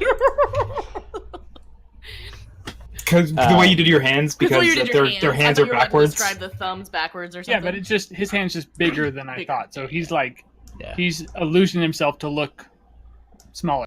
And he looks like a pretty big guy, right? Like, Just Yeah. human, right? From our original description, it was like super average, right? I'm gonna go find the description of him that I've Like written it was like down. super mundane or something. As you do grab hold of his hand, it feels like some of the digits are reversed. He is a Rakshasa! I have his description as a sharp-dressed man, grumpy, private eye, aka he's a huge dick. Always not. I want to not notice. Like I want to keep a pretty blank expression, right? Just like, hey, thanks so much. And then I want to think in my head all my lore books and stuff I've read. Do I know anything that would explain why a hand felt that way? Sure, give me a history check. Wish I wouldn't have burned that inspiration now. If you had burned it, though, we wouldn't have known this. Oh. And I do sense him, right? Huh? My God. Life sense. Oh yeah, he's Yeah, alive. okay. I Yeah. know this shit, but holy fuck, I'm so excited right now. That's so fucking With cool. the DC 10 on whether or not you know anything about fiends, you know that there are some out there. Fiends that do have reverse digits. Notably, the thumb and last digit are reversed back around. You know that these creatures are rare, at the very least. They're not ones you see out and about. You certainly don't see them running a detective agency, but you do know that these creatures are called Rakshasa. Okay, cool. Thank you, God. I would like to exit the building swiftly. Okay. Let's please leave. Yeah, so as you're all turning around, you hear Vincent speaking up again, kind of watching as Viz leaves hurriedly. He calls out to you and says, "Be careful, neighbors." we're always careful. We don't Is that a take threat? risks you're at all. I'm just gonna grab you're Talia not. and pull her after she says that. Is that a threat? Nope. He just shakes his head and says, "No, you're not." With that, you hurriedly following Viz as he just bolts out the door. It was you not a head bolt. back It out. was a casual, calm. Power walk. This is Very fine. firm power walk. You said swiftly. Viz is That like, was a power walk. you see Viz leaving in a hurry, and you all take off, heading back out, unfortunately, back into the rain. But you find yourselves in the rain, back in Waterdeep. What do you want to do? Go talk to a keymaker. Let's go talk to a locksmith. What Well, because we have to go so far south, can we stop by Blackstaff Tower? do we know what the typical times of most of the shops and especially our ward would be? Like what time would they close? Most shops are dawn to dusk. Okay, so it's when getting close. Typically 7 to 8 until 8 or 9. Okay, so it's starting to get close. So if we're going to go somewhere, it needs to be close by because we're not going to make it all the way across town in an hour before they start closing. Are there any carriages nearby? We can make it in an hour. It's only, what, 6-ish right now, right? Yeah. We didn't talk to him No, for that he. long. Oh, I thought you said it was 7. 6. Oh, okay. Sweet. Regardless, are there any Awesome. carriages nearby? Yeah, There's are there lots of carriages? carriages. They That still will got to carry fight with all 5 of the. us? Still got to. No, I mean, probably carry them, but they still got to fight with all the traffic and such. Especially that's really bad down in the trades ward. Are there any It's Griffin fresh out. carriages nearby? Griffin carriages would be No fucking Griffin dope. carriages exist. Damn it. What about a Pegasus one? Still no. Unicorn? Okay, thank you. That'd Unicorns be dope can't as fly. fuck. Let's Maybe a we'll Pegasus. just walk in the rain. My In a Little risk Pony. case. My little pony. Y'all decide how y'all want to handle this, and I'm gonna change my batteries. I'll be right back. Okay. I can't I think it's a believe My Little Pony. the fact that he's like, make a roll, I was like, oh my god, what is it? And so I decided to use my inspiration Yeah. on it. Holy fucking shit, a fucking Rakshasa. It's just one little comment he made that he takes it with his gloved hand. I was like, I that's know. weird. I'd never heard Yeah. him say that before. And then he's like, yeah, he's always wearing gloves. I was like, what the fuck's wrong with Oh, this guy? is he? I thought the no fingerprints made sense. I did too. I was just like, oh, he just doesn't want to leave fingerprints. I didn't question. That was my train of thought. I'm like, he's a private Good investigator. fucking He doesn't instincts, want to though. leave Yeah. his fingerprints. I mean, it's just the fact that he's gonna let me roll for it. I was like, does this mean there's something? Oh god, I'm gonna burn my inspiration. And then I was expecting Havoc to be like, as you what's the Havoc saying? As you do that, you feel a hand. I was like, well, god damn it. It feels like a hand. I burned my inspiration on that. Still just a hand. Still a hand. Sucks for you. Hand-spiration. Yep, no, Maybe his hands just need to be moisturized, and the gloves moisturize his hands. Yeah. Yep. No, if that if, Unbeknownst to all of y'all, you have been in the presence of a Rakshasha That's so multiple fucking times. cool and scary, but yeah, because he fucking could cool. kill us, because he's immune They're powerful to things. non-magical weapons. I've made a note here that I need to find a library to do some research. All right, so All I right, think what do you wanna I do? think- so it's about 6 o'clock right now. About how I would have an estimate of roughly how long it would take us to get to the trades ward typically. With traffic and the time of day and such, it's going to take you 45 minutes or so to get down to the trades war with the direct route down the high road. Let's do it. Yeah, I guess we'll let's do the Black Star Tower after, because they don't have Yeah. hours. We bothered Fucking them. wake up. We Talk bothered to them us. in the middle of the night after we 3 talked to a.m. Hom. It was because we left home at midnight. Yeah. So yeah, we'll All go. right. We'll go try and find the. We use the little map. I'm just going to zoom y'all down. Yeah. I should have asked him if he knew what happened to fucking Davil. Shit. Yeah. I didn't do that. Yeah. Hindsight is you know, 2020. I'm not going to mention to everyone the hands first because I want to do research. I'm Sure. going to mention the illusion. Guys, just so you know, I never really noticed, but every time we saw Vincent, he's always wearing gloves. You guys know, I've never seen anyone else always wear gloves like that. So when I shook his hand, I looked a little more closely, and when I gripped his hand, there was some space in between there. So he has some sort of illusion magic on. I don't know why. Maybe he's grossly disfigured and ashamed of us, but something felt weird. Why Just would be a Why would you mention grossly disfigured? Because like maybe he wants to hide it. Like that's why he's using illusion magic. Like it's not necessarily nefarious. I don't know him. He could be. He's done good things for us. I don't think he's inherently bad. He's Yeah, helped so- us find information. Does it still feel like a hand? Like a. Yeah, there was normal definitely hand? 5 fingers and a palm. Okay, just Yeah. his hand was bigger than it looked like it was. Yeah, so I was out here, and I physically saw his hand gripping mine, but there was space in between there on what I was gripping. Something just felt weird. Interesting. So as you're having this conversation, you find yourself heading down, and within the trades ward, the traffic is still pretty heavy, even with the constant rain and such. There we go. There we go. Rain sound effect going on right now. As you find yourself branching off the high road and heading into this area that Vincent had sent you to, this Court of the White Bull, you see yourself heading off the wide way. Yes, the wide way.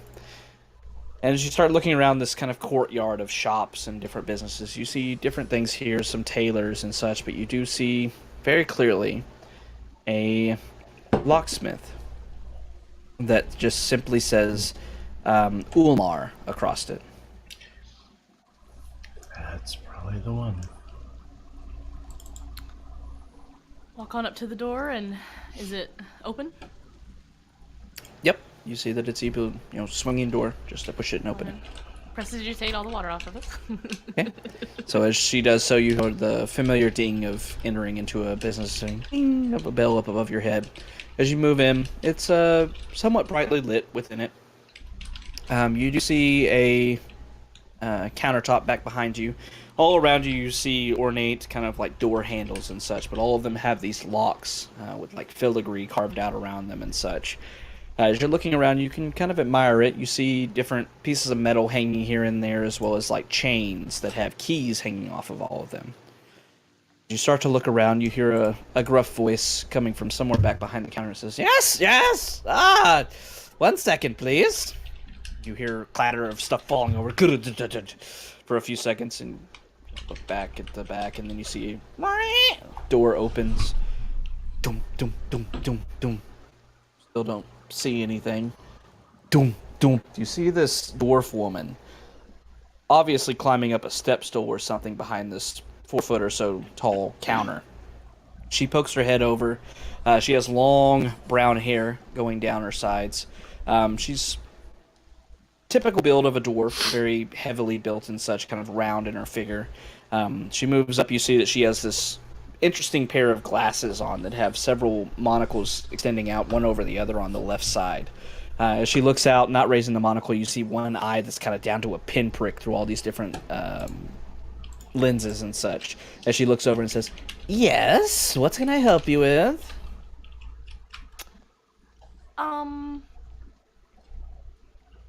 If we had a key that was maybe made by you, could you tell us who you made it for? Absolutely not. Why not? Because if you have a key that I didn't make for you, then you stole it. I'm not going to give you their information. We didn't steal it. How do I know that? I'm telling you the truth. I'm sure you are. They all say that. This is really important. So is my business. Right, but people may have died because of this. That is unfortunate. Okay, well, thanks. No, I'm kidding. Could I have mentioned something to the group on the way here? Sure. Okay. I have a spell that can let me read minds. So, Do they know you're trying? nope. Not unless I try to read their mind really hard. Have you Unless- read my mind? No, I've never used it before. Insight check. Just kidding. Go for it. Yeah, they don't know unless you're trying to dig deep for Unless you something. probe deeper. Yeah. Okay. So if we just show it to her and someone is like, "Who made this?" and she has anything flash into her mind, but I would need to cast it out of her like presence, probably. So as this dwarf woman, who you assume is Elaspra, Umar, who you've been sent after, looks at all of you and says, "Well, do you at least have the key, then?" Oh, we can't give it to you. Oh, If you aren't going to help us find the person so that we can save lives, then we'll just have to go to another shop and hope that they're the ones that made it. It's really great craftsmen too, and so we had some people Well, recommend I you mean- to us. No, it's And they fine. said If it's For not sure, really, you would be the person to make it. yeah, if it's not yours, we won't bother you anymore with it. It's fine. If know it what? is ornate, then it may be mine. I would have to see it before I could say one way or another. But you make so many keys, there's no chance you can remember every single one of them. I know every single. I don't know, guys. I'm not sold. Are you sure if we were to show you a key, you would remember right then and there where you made it? Every one of them. Every single one that you've ever made. Insulting me? I make keys for the finest noblemen here in Waterdeep. Of course, I know every single key that I have ever made, every lock that adjoins it. Then show us what you got. Jod, I guess Jod? show her the key. Yeah. I don't know. So while I'm- they were all like talking to her like that, is there a way that I could have like ducked behind somebody and quickly cast something without her seeing? Oh, We're very what are you big and trying all to guess? wearing cloaks. Yeah, like duck behind them in some way.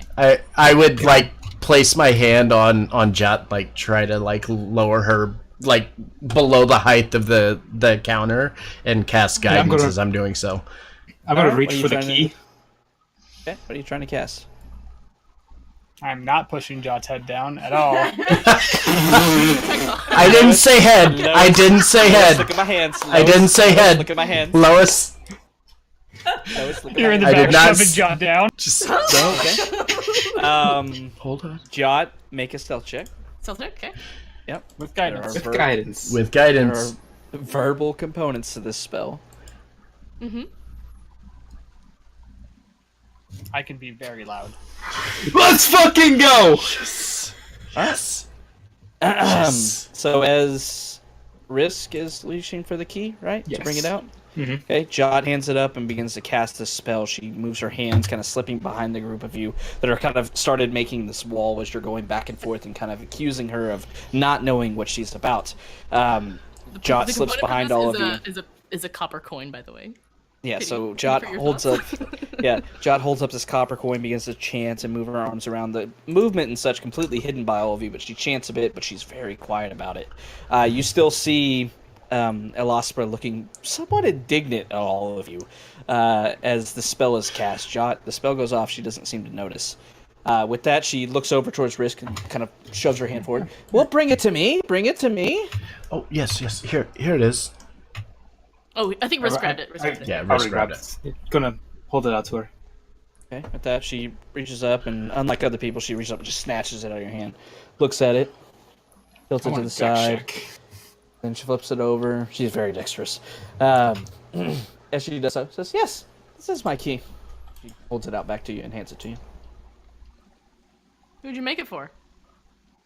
I'm not going to tell you that. How long? Well, maybe you don't want to tell us. Fine, because your confidentiality agreement. You need to protect them. Do you know what the key was made for when you made it for that person? You can just answer yes or no. I'm not sure that she's convinced that she really remembers. I mean, how easy is it to say I made this key?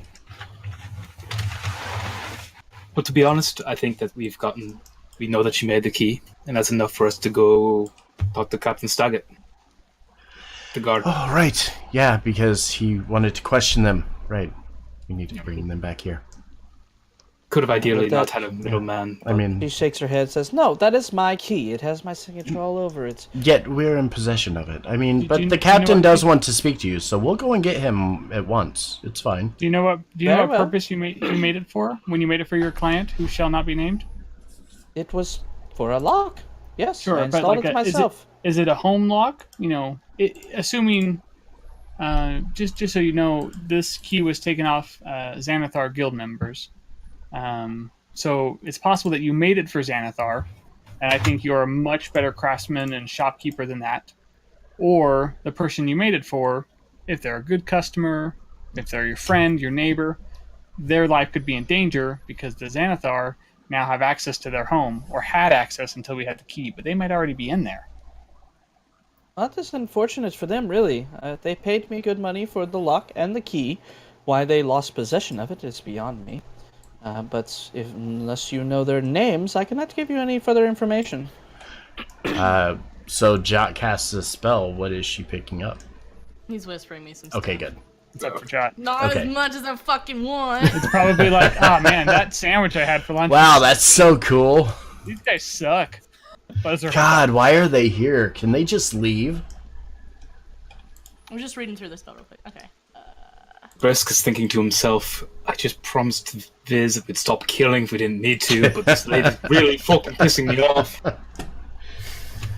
It's fine. Client's confidentiality is very important in my line of work. I understand completely, and I really hope that you aren't building such beautiful pieces of craftsmanship for Xanathar, because unfortunately that's what we're going to have to go report to the City Watch, and maybe you can provide them the information. We'll be speaking with the Open Lord as well, because currently it looks like you're building excellent pieces of locks for terrible people and allowing them to do evil business inside the city, and I This think you're better than that. Jot pulls out the Harper symbol that she has. As she's, you see Elaspra sitting there listening to Viz, and her facial expression is just getting more annoyed, if nothing else, as she listens to him, kind of rolling her eyes. And as she does so, she looks back over to Jot, kind of waddling up, and as she does so, holds out this pin with a harp on it that you received from Mert. As she looks at it, she glances down, leaning over the counter. Who'd you make? Is that real? Yes. You want to inspect it? Yes. I'll pull out mine too and put it next to it. That she looks at the harp symbol and then glances over at Viz's. Your harpers, then? work for them. That she holds out the pen back to you. The Harpers have helped me before, not yourselves, obviously, but I've dealt with others. Not say their names. I have respect for your organization. Why is it you seek out this information? Protect the city. And the people Did you within listen it. to anything the three of us said? Pointing to me she and toned all of you out. She's looking at Josh. Xanathar, bad people. As you say to What's the protect the opposite of city, she misogyny? looks down. Not gonna get into that one. She looks down and shakes her head. Very well. For deeds done in the past by your organization, I'll break my code once for you. I made the key and the lock for a man named Volkar Kibbins. It was for an old tower that he said he was taking residence in. Sorry, let me clear my throat. An old windmill. Oh god, not a windmill. He said that's where it was for, or that's where she installed it. I installed it myself. Oh, It's she in a can hear me. windmill. Yes, I can. Volkar Kibbins requested that I install a good lock in this dilapidated windmill. I did so. It was secure, done in the best of my ability. I gave him 2 keys. You have possession of one of these keys. No others like it. No one could replicate my work. And since you installed it there, you can possibly help us with the location of this windmill. Yes, I can. Maybe. He double checks Would his I- notes before confirming. Let me just gotta rewind my memory. 1 second. There are so many it's in- notes I have it's to in- go. It's in the windmill district. Yeah. It's Just go to probably the in the windmill. farming area or the super ghetto. That's gonna be my guess. Super ghetto. Field ward or super ghetto. That which said, super ghetto, unfortunately. It's in the southern ward. It's down That's off not the of super ghetto. That's where I used to live. Yeah, this is where just the poorest people live. Wow. Fuck you. And I hear they have aside from to, the they have to field use the wards, they have to use the privy in the streets here. there is an It's old just a windmill. trench that runs downhill. Oh, that's nasty. There is an old windmill that is mostly abandoned in the southern ward. There were some less than savorable people living within it, but up on the top floor is where I met my client, and I installed the lock on the second floor. You go there, it is just off of Slop Street, down in one of the alleys. It's the only windmill in the area. I admit that one. Okay, fair. You go there, you'll see a windmill. That's the only one in that area. You didn't hear it from me, but of course you know that, being with the organization that you were involved with. I said nothing. I did not break my confidentiality. No That idea would what you're talking ruin about. my business if that got out. We have no idea what you're talking about. It is good to see you today. I hope you're doing well. Actually, Yes. we didn't see her at Jock, all. can- She didn't see us. Jock, We were can you never get the here. key back? Jock, can you get the key back? Can I have? She already handed it back. Okay, cool. She I already couldn't handed remember if it you back. gave it or not. I thought you had, but I can't I figure we're gonna need that. remember. We might need it. Probably. We get there. Fuck. Did I presume he gave you no reason? Perhaps I shouldn't presume, though. Obviously, that. People come to me wanting locks and keys made. They seek out me for my exquisite skill in being able to do so. So, no reason was given. Odd for such a dilapidated building, certainly. Do I've you seen recall? those. Do you recall seeing this building in your time in the Southern Ward job? Oh, do I? I thought you were asking her. I'm like, I'm sure she probably saw it. I don't know. Do I remember it, Epic? Make a history check. BT dubs. cool. You I live in was the so Southern Ward. close. was off by You 2 have seen a letters. windmill off of Slop Street before. Never ventured into it. It looks pretty dilapidated from the outside, from what you recall. Not some place you visited personally, but there is one down there, yeah. Havoc, Shu and I have triggering memories about rainy weather and dilapidated windmills. That's It's weird. Really, really bad. I just really hate the So thought then- of going there. So what you're Windmills saying cause is cancer. we're going home and we're gonna sleep it off. The rain's gonna stop, and in the morning we're gonna go see a windmill. Now let's go. Let's fucking go. The world is living. Just keep that in mind. I could use a rest. Me too, but I think we're running short on time. It's fine. Yep. You've got like a dagger, right? So, well, I mean, I've got cantrips still. Take a short rest too, right? I already did that today. It's a 1 per day thing. Once per day, unfortunately. So I already did that today. That's how come I could cast this spell.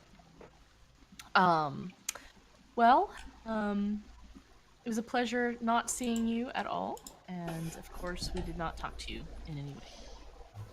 Yes. The Harper's thank you. Goodbye. Leave. Nods to you. You find yourself moving out of Hespera's place of business, back into the trades ward. Still raining, as it has been. Only about 10 minutes or so have been spent. It's still early evening. What do you want to do? Keeping really close track of time, you guys. That's concerning. We need to go to the window right now. Double step. Let's we're go. we're really close to it. We've never Yeah. been closer to the Southern Ward than The young. now, except for Oh, yeah. a few times we've been in the Dock Ward, I guess. Yeah, Oh, but no, we're we going went to like in this come area we, here. Oh, we went to the remember when we shitty found the shitty bar. Yeah, the really crappy and bar. No, I'm talking about the we were down kind of in this area before when we The found warehouse was the- down here, right? Yeah, the warehouse thing. No, the warehouse that's is the warehouse. Dockward. When we were looking for the horse. Oh, Yeah. you're right. You're right. The warehouse is You were- Dockward. You were just north of the Southern Ward whenever you found the dray and everything. So, Havoc's keeping track of time, and we're like, oh shit, we have to get to the fucking windmill. But actually, the assassin's out there killing nobles right now.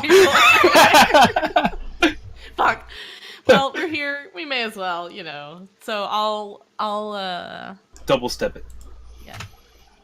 While we're walking, I would like to look at some of the areas and see if I see any Kenku or any sign of Harko Swornhold that we're looking for as well for our buddy Jalister. Okay.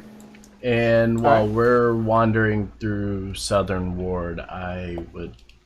No, I can't. Never mind. I'm good. Okay. Never Viz, mind. go ahead and make me a perception check. Everybody head Oh. down to the South Ward. That was even a disadvantage. Wow. you have Everybody, disadvantage we're and all- advantage. Yeah, we're going Everybody's- to. Yeah, we're heading. Yeah. Yeah. All right. I'll lead the way since I know where it is. I'm gonna. Never mind. Can we avoid Black Coke Alley? That just doesn't Why? sound like a. It Why just doesn't would sound you like a place do I that? want to go. It's a perfectly reasonable place to go. So as you make your way down to South, Viz keeping a wary eye out for these things that have been tasked to the group. You don't see any Kenku. It's somewhat hard to see things, but you think you keep a pretty good eye out, and you don't end up seeing any of these beaked humanoids that are out there. I thought they loved that. Oh well. However, as you find yourself on Slop Street, you venture down it, almost getting to where it curves off back towards the Way of the Dragon. But however, even through the rain and stuff limiting your visibility, you start to see the silhouettes of what appears to be a large windmill, its blades not turning at all. You see pieces of the top roof missing on the side of it, patches here and there of walls missing boards across them that have been, some of them kind of covered over with like tarps and such. It is the definition of a dilapidated building, but it is the one you have been directed to.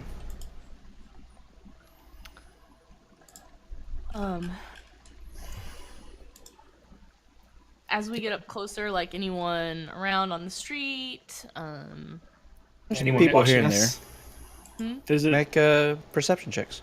I'm bad at these. I don't know why I even say do you want? anything. Do you want me to make another one? Sure, if you want to look around for people watching you. Are they disadvantaged, you said, or no? Yeah, disadvantage to see anything. Cheers. Yep. Oh, no. Oh. I'm bad at these. Proceeds to roll a natural 1.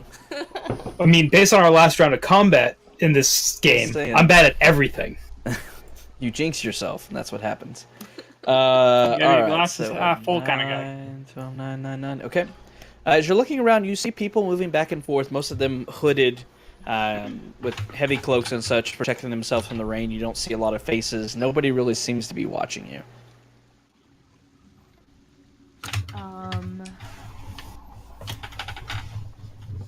Well, we want to just go in there? Let's just Oh, actually, no. Are there windows or anything along the sides of the windmill? There's some broken out ones here and there. None on the first floor, though. Okay. If I send Seamus, like, just fluttering up and, like, kind of trying to glance in through the windows as he flies around, does he see anything in particular? Make a perception check with Seamus. Which would be a flat roll for him. A whole 6. Unless he doesn't have the disadvantage. As you're fluttering around, on the ground floor of this windmill, you see the building itself. The windmill goes up this kind of big, large, circular building here, but it has like an outstretch of like a smaller ground level off to the south of it, rather. Seeing only a couple windows down the bottom, you flutter up to the top. Rain is thick. It's hard to see. You don't see any lights or anything like that. Without like getting inside, you can't really tell anything. Well, shall we How many doors do you see? How many doors do you see in and out of the windmill? Yeah? Just one? Just the front door. Just the front door. Sounds like we know our path then. Yep. And they said it was the upper floor Yeah. of She the said she window. met so. her client. Well, she on the said upper the floor. lock is on the second floor. Mhm. I think is what she said, right? Yeah. Going up to the front door, is the front door closed? Dun dun dun. As Oh, you there's walk a map. out, the rain still falling around you. You start making your way up to the front door. You see one singular kind of rickety-looking door. You can even see that it's kind of partially cracked open. Obviously not locked or shut. This being the front door. This Gotcha. being the front door. Oh. And what is this? Oh, sorry. Haha, I lied to you. You see 2 more doors to your south. Okay, I was gonna say, I was about to ask, like, what are Yeah. these?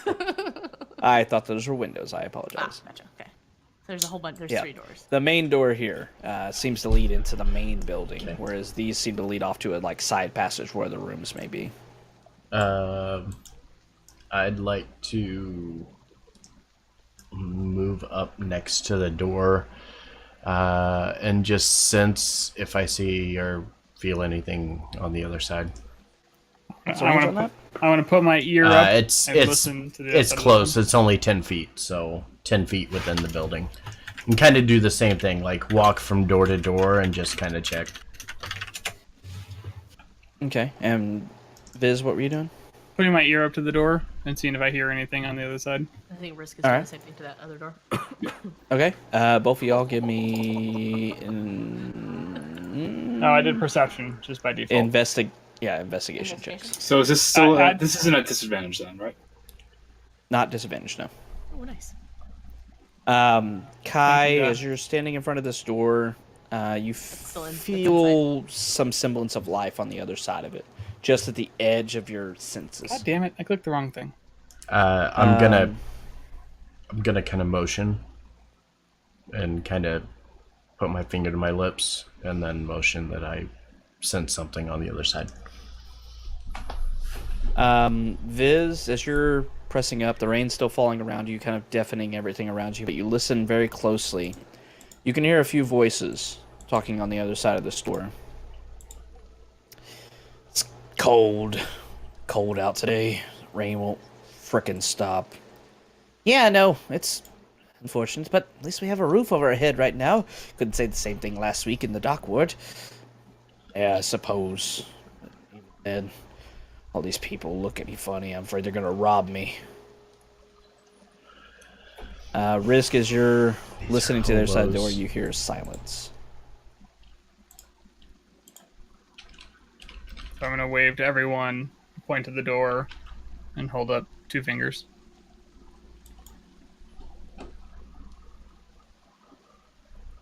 Actually, so Russ didn't hear anything, so he's gonna like raise his sword and point to it, like questioningly.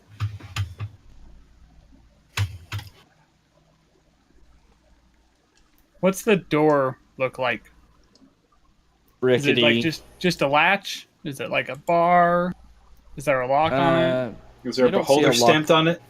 You don't see any beholders, any locks, anything. It looks like just a door that's latched in. That's it. All 3 of them. Similar depiction. I'm gonna kind of reach up and lift the hood of my cloak kind of up and over my head, and kind of motion that I'm gonna go through the door here.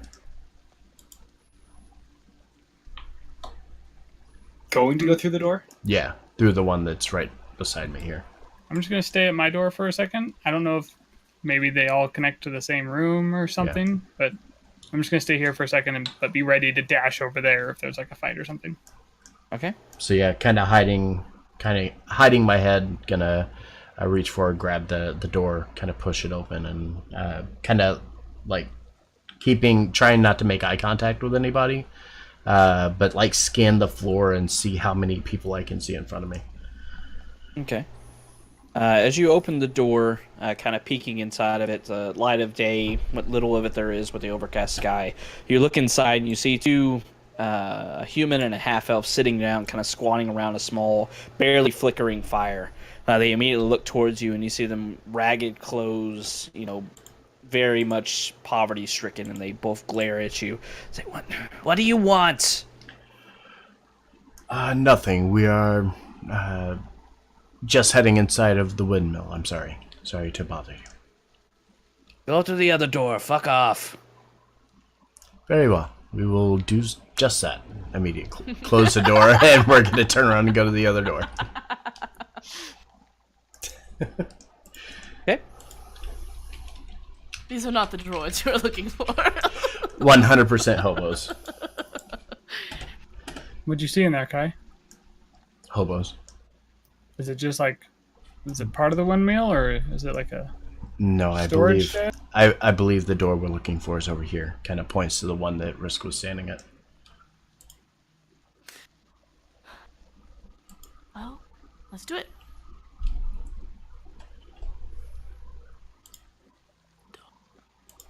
The Risk is gonna open the door and step inside. Okay. You do so, you move into a long hallway.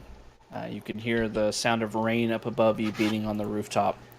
As you look to your left and right, off to the left you see a hallway leading off to the northwest to a set of stairs made of stone, obviously leading up into the upper levels of the windmill itself. To your front as well as to your south, you see a couple more hallways, or one hallway kind of winding around to more sets of doors. Do we hear anything inside the building?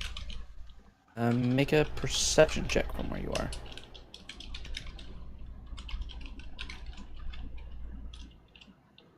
You're rolling really well tonight. I don't have disadvantage yet. You can hear some voices coming from the level you're on. Seem to be grumbling and such. Can't really make out the words, but definitely some more people within this building. Any particular direction? You hear something very, very faint coming from this doorway, as well as this one. Do I, having lived in this ward and seen this place before, do I have a sense of, like, pretty much it's just hobos that live in this place, or anything about this location? Make one more history check. With advantage. Okay. Again, kind of leaning up against the door, almost like kind of casually, like, back against the wall, trying to sense what I can see behind me. You're feeling a bit of life down to your southeast with your ability again. Jot, you know that dilapidated buildings like this are not super common, but they are present in the Southern Ward. And typically, if you find one of these buildings and go into it, you're going to find a bunch of people that don't have homes and are doing the best to get a roof over their head. Okay. Then I would just be like, Hobos. Most of the, I think most of the people in here will just be poor people who don't have a home to live in. So just, don't kill anybody unless we have a reason to, please. This is just going to point to the north, to the stairwell. Oh, perfect. That's what we're looking for. Yeah, Kai will follow behind. Okay. Everybody going up the stairs? Risk has this weird, he doesn't know why, but like dilly-dallying in a windmill just doesn't feel right to him. Okay. Alright, I'm gonna move you over individually. Give me one moment. So you start walking up the stairwell. Way up it. Climbing to the top. And following single file, it's not a very wide stairwell. You do notice the sounds of creaking beneath your feet. The entire structure, even though it's made of stone, seems to just kind of not bend and such, but it seems a bit rickety underneath you. And you find yourself moving up to the second level. In front of you, you see what appears to be an ancient millstone in this large room here in the middle. 3 doors leading off of it.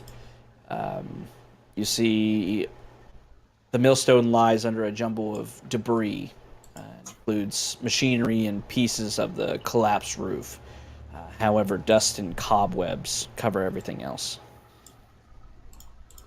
Does one of the doors look like it has a really fancy lock? This door does. Do the other 2 look like they are locked? You see that they don't have a lock on them, no. No door that you've seen since entering into the windmill has had a lock, except for this one. Do we hear anything on this floor? A perception check. Not high enough to be able to sense anything. There we go. Nope. Don't hear anything. Risk is going to start moving towards the door. Okay.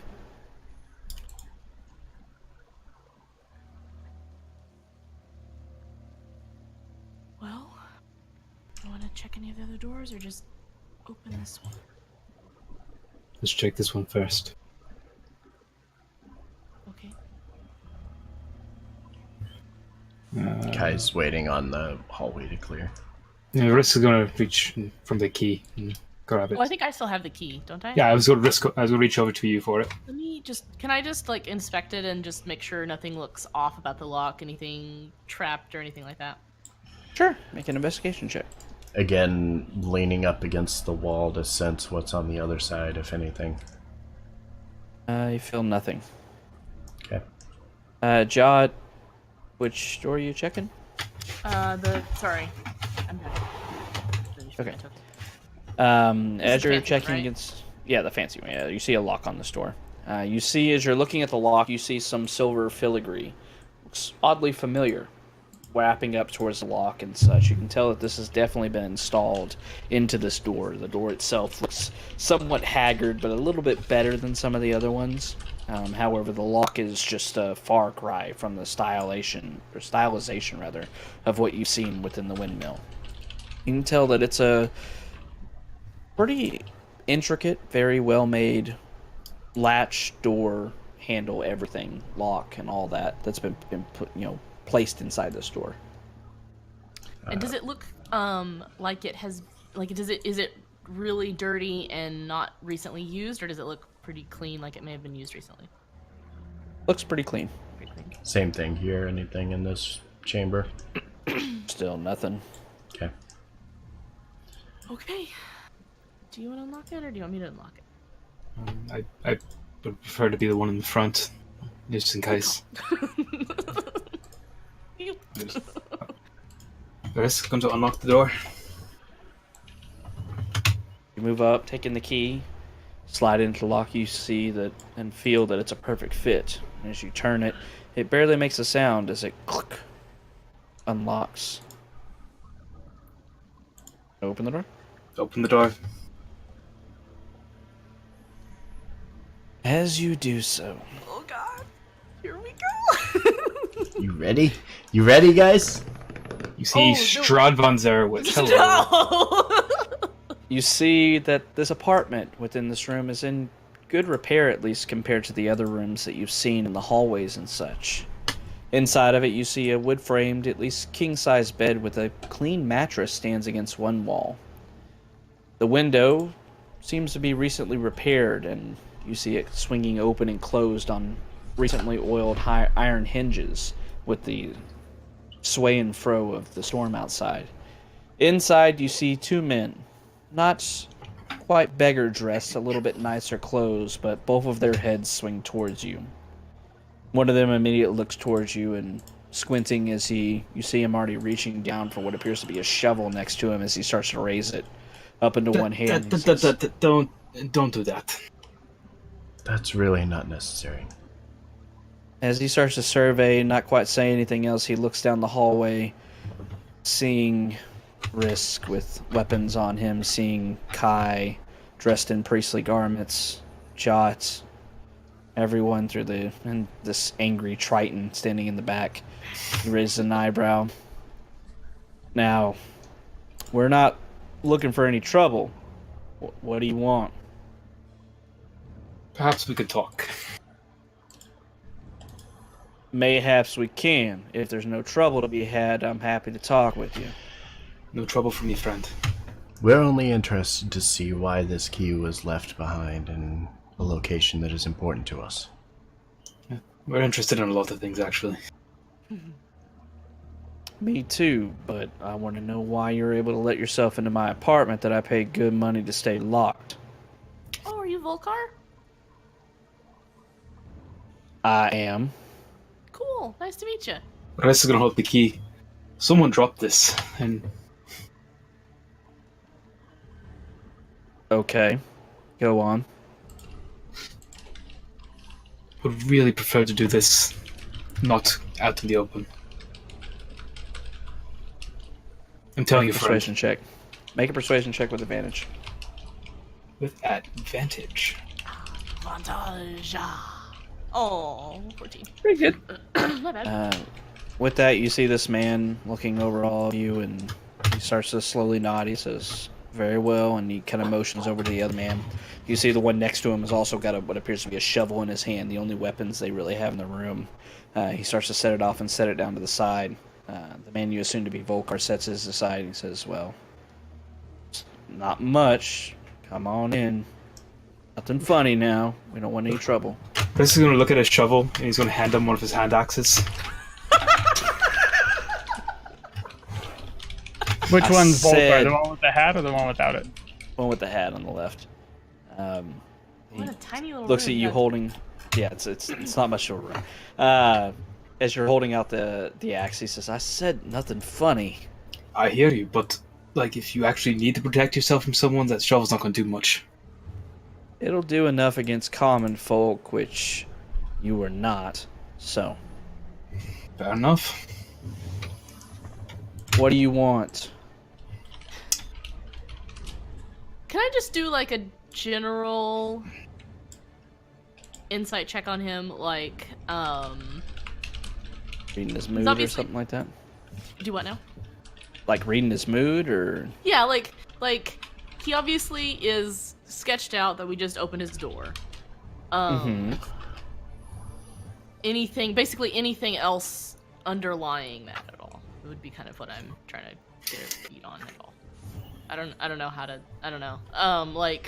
without an insight check, you're looking at these two men. They are glancing back at each other. Volkar is obviously very disturbed at the fact that his door was just open. He knows exactly how it was just opened. That's why he's not really questioning. He took one look at all of you and just- decided that putting his shovel down was a good idea. Okay. That tells me some of the stuff I wanted to know. So okay, cool. So, once again, as he's looking at all of you, once again asks, "What do you want?" We are chasing an item all over this town. And our search led us to a mausoleum belonging to Grinda. Yep. When we got there, we did not find the item we were seeking, but we found this key.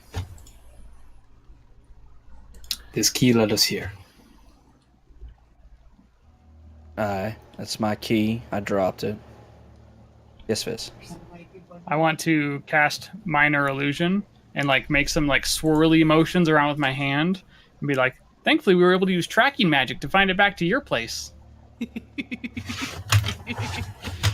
Make a persuasion check with advantage. What's the lighting situation in the next You room? rolled the same roll twice now. It's dark. Okay. There's no light source here. As Viz begins to do this, as you're talking and such, you see both men start stepping backwards up against the wall. Volkar raises his hands up and goes, No, there's no need for any of that in here. We're just here to talk. I don't care how you found me. I'm willing to talk. Yeah, we were in the mausoleum. We helped Losser with what he wanted. Just wanted some corpses Say for that his name thing. Losser. Losser? Losser, yeah. Larser Mirklav. Yeah. Who is he? Have the spelling on that. I have no clue how to spell that. Thank you. I was not going to be anywhere close.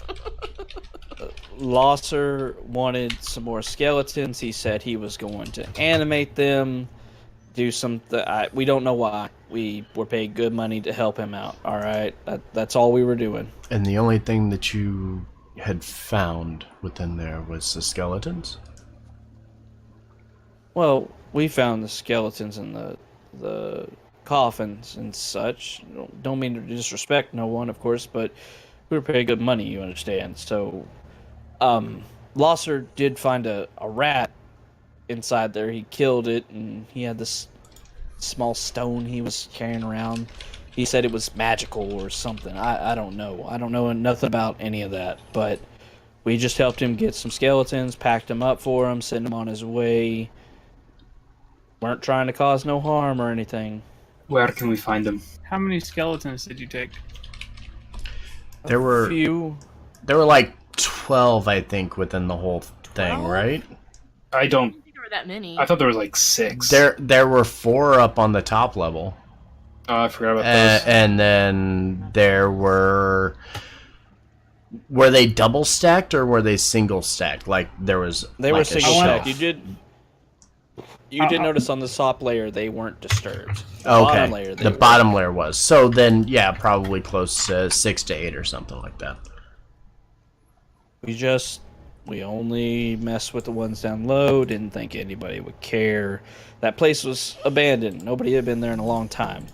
Nobody's gonna miss some rotten bones. You do know that there is a 10-day of imprisonment and 500 gold pieces per body that you for tomb robbing in the city of Waterdeep. We don't want any. I'm trying to be as reasonable as possible with you all. Well, you need to understand that what you had done was broke into a tomb.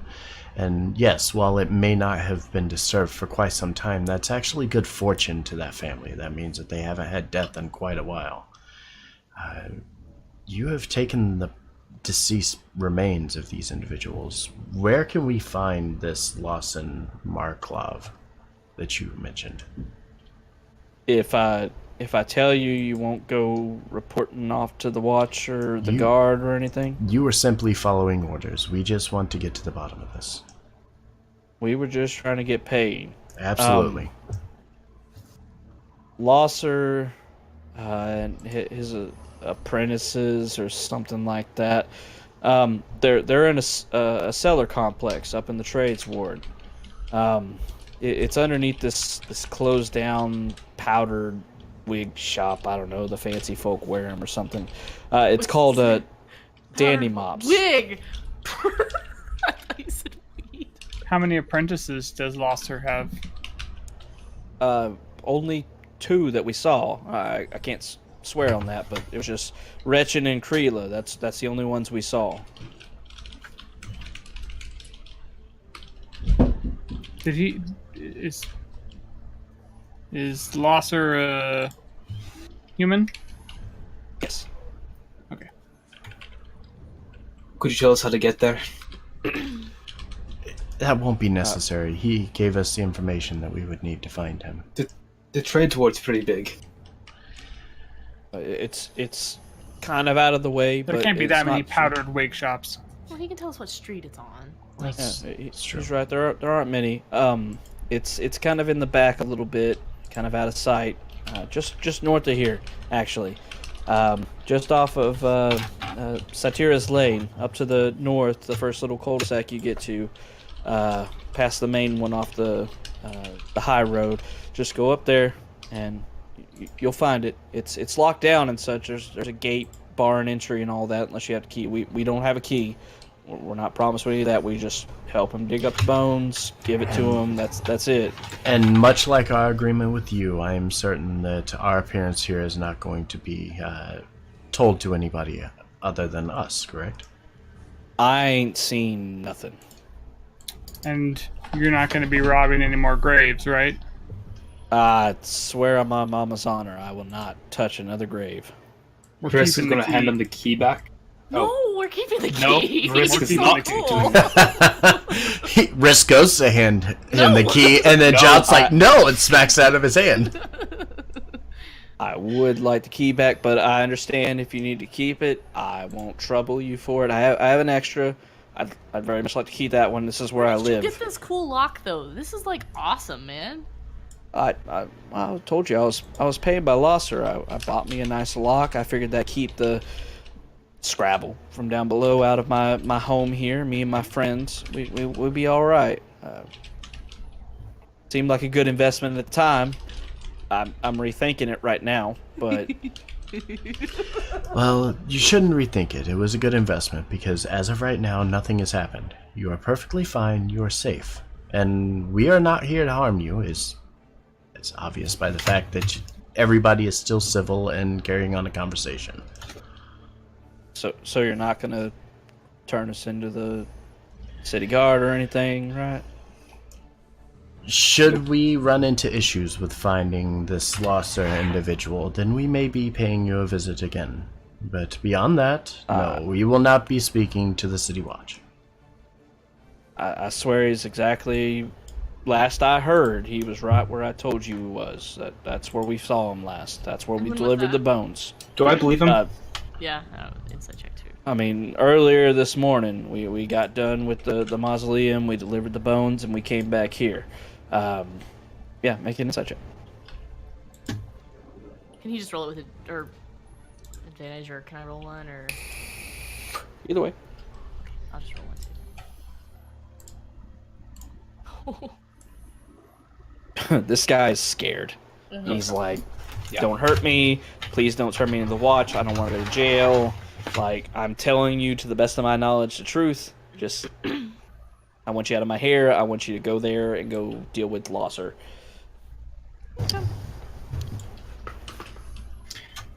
Alright, well, it's all Rust needs to hear. Be Stepping up. good. Don't help people sell bodies. That's not nice to do.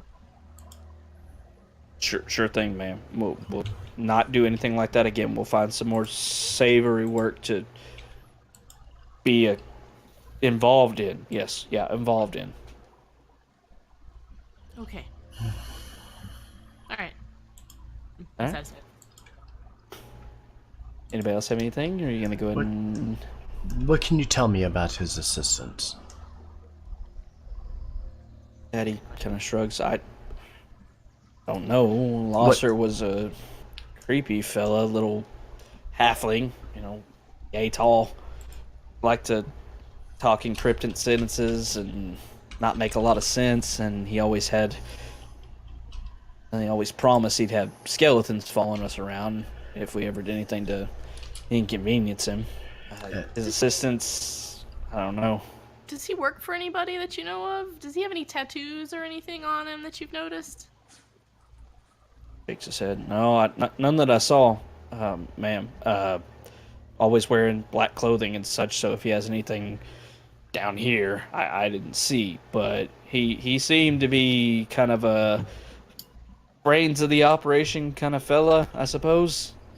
Told us what to do at the very least. I don't know why he's gathering all those bodies and everything, but he swears he can do things with them. I don't know. I don't ask questions. I just take the money. And so he was just wanting bodies, and you just happened to find this rat with this magic-y rock. Yeah, he just wanted skeletons. We went into a mausoleum that hadn't been visited in a while, and there was this rat. He killed it. Poor thing. Don't really favor rats. They're not my favorite creature. But, you understand. He killed it, said there was a stone, seemed kind of interested in it, but wanted us to definitely get the skeleton still. I wanted to take a break, but he said no, so we went and got the skeleton still, brought him back to a place over at Danny Mops. That's it. That's the last I saw of him. Great. And then John just does the whole oh god, and half giggling. I'm just this is such a mess. All right, well, Volkar, thank you for your help and assistance in this. As we mentioned, we will ensure that word of this does not get back to the City Watch, and we'll keep this quiet and safe. I appreciate it. Really, I do. If, when this is all said and done, we may come back, and when we do, we will return the key once everything is settled. Okay, you can keep the key though, if you feel like it. It's no skin off my back. You seem like good folk that wouldn't hurt nobody that meant no wrong. So if you need to keep the key, it's fine. One more puff of magic, but red sparks this time. Okay, all right. Yeah, no, I'm helping you out. That's all I know, I promise. All right. Well, thank you again, Mr. Gibbons. We appreciate it. Magic. Volkar kind of waves at you. The other one kind of bye. The other one finally speaks for the first time. With that, you find yourself heading out. What's your name, bud? God damn it. Sorry. I mean, to ask that earlier and I forgot until just now. DM accountability. That's all this is. I have to change mask back. I'm sorry. This one man with dark skin kind of sitting back, cowering in the corner, just letting Volkar do all the talking, kind of raise a hand. Erlistar God. That's my name. I swear. Okay. Nice to meet you. Pleasure. Have a good day. Bye. All right, and with that, you find yourself heading back out of the windmill. All right, back out into the rain, back out into the city of Waterdeep. You're down in the southward currently. You're told of this place called Danny Mops that lies to the north of you, which I have marked with a blue pin up to the north. Off What's of it called one more time? Dandy Mops. Dandy Mops. Mm-hmm. Yes. Makes you look real dandy whenever you wear one. But he did say that this is a closed business, at the very least. According to Volkar, at the very least. So, it'll take you another 20 minutes. It's halfway towards 7 bells at this point. What do you want to do? The rest are just going to look around. This is the closest we've been. Let's go. We can wander by, but honestly, if this is going to be anything complicated, we need to stop and regroup first. What if he does something with the stone? We might lose it again. The stone. Kai, I am not against him using skeletons and raising them. I accept that. It's okay. But he doesn't seem like a good person in general. I'm not judging his use of skeletons. He might be bad, and that's totally okay. Guys, we can't judge him for this. We need to be accepting of our friend's beliefs. This person could also be of the blood of Vol. Also, I've never seen a halfling before. So We're going to start You've never seen a halfling before? Nope. heading that Oh, direction. Yeah, we're heading- going towards that. We're heading up. We're at least gonna wander and scope it out. Are both assistants Okay. halflings or just one of them? Didn't say. Yeah. That's why I was trying to get information about the assistants, but he didn't seem too forthcoming with the information about He it. didn't really know. He Yeah. didn't know. He knew their names. That was about it. Gretchen and Krilla sounds like the most gangster people ever. They sound like Krilla! sound like Grilling like a villain. like they were like third tier Pokemon villains. Krilla wants to battle. Dun dun dun dun. All right, so spending another 15 minutes or so, you're able to make your way from this dilapidated converted windmill to essentially a rundown homeless shelter.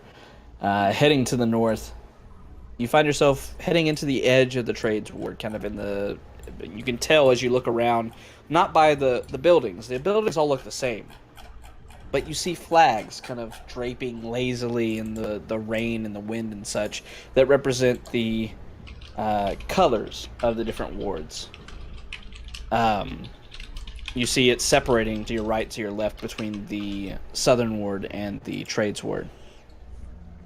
As you make your way around, you start going into this small little kind of cul-de-sac. And as you're looking around, you see several kind of old, dilapidated buildings. But one clearly stands out a bit as you see this kind of very old and, kind of run-down sign that looks like a powdered, white, fluffy wig that's got chunks of wood missing from its facade and such. But you clearly see the words Dandy Mops, the P missing, unfortunately, so it looks like Dandy Moose. But otherwise, you can tell that this is Dandy Mops. In front of it, though, you see this large iron gate, kind of grill over the doorway.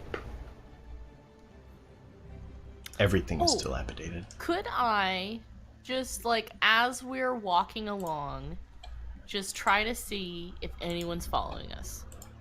Sure, give me a perception check with disadvantage. Mm-hmm.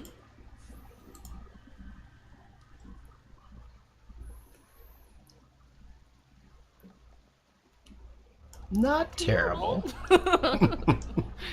Nobody seems to be following you now. Okay. I just want to, just kind of be keeping an eye out, because basically, it would be really smart, since we're trying to find this thing, if they were trying to find this thing, they just follow us around. Yeah. Can I try and pick the lock? Sure. Yeah, you can try. Can I help him? We're going in. I'm proficient with thieves' tools, and maybe I can help look at it and be like, maybe you can try it here, or put it over this. You can jimmy it here. Can we Here, try? let me hold the pick for you while you're jimmying it. Can we take a look around the building? Yeah, can first we before take a trying to look go in? around the area first before we try to go in? Yeah.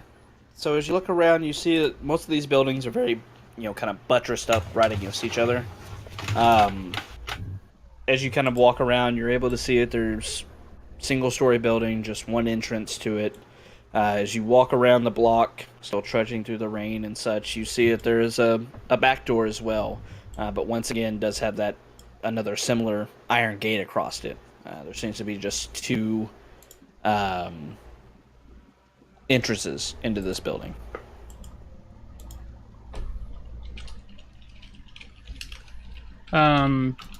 Looking about it when we were walking around, do we looking at the windows? Do we see any candles lit or anything like that? No light at all coming from this building. It very much seems abandoned.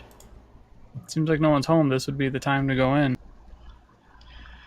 I think okay. If we go in, I can't do a lot of magic, just because I'm very tired. But I'm willing to go, because I think this is the closest we've been to finding this thing, so I worry if we wait, it'll be gone again, but I won't be able to do a lot of magic.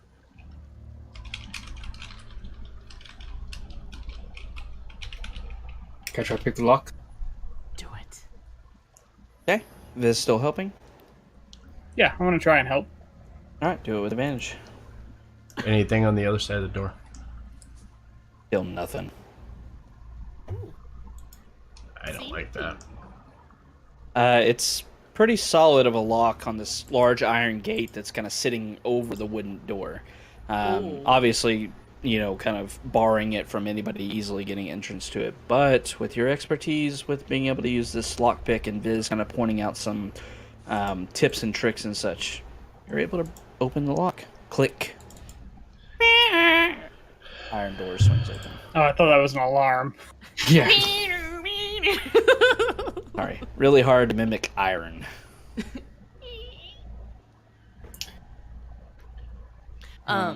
Let's all try to be very quiet. Yeah, I don't think we really need to try. I think the storm's drowning out everything. Let's still try to be quiet. Do we want to shut this door, get some sleep, and try again? Different day? Do we hear anything inside now that the door's open? Nope.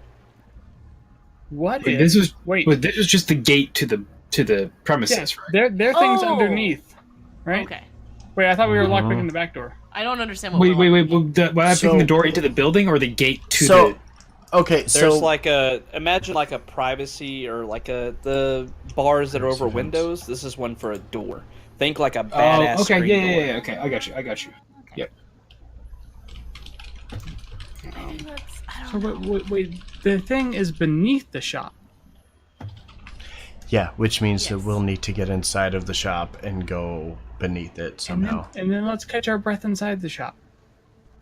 We won't be able to rest for 8 hours within a shop that's going to have people coming in and out.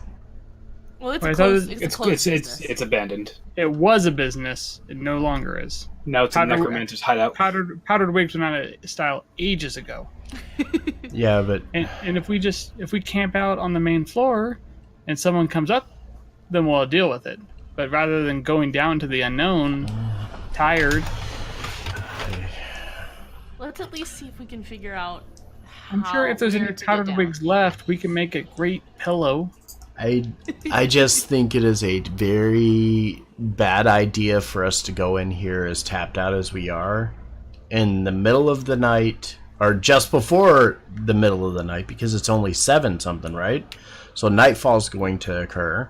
They're going to probably, because let's face it, bad guys do not walk around the streets during the middle of the daytime to go do whatever, shenanigans are going to go do.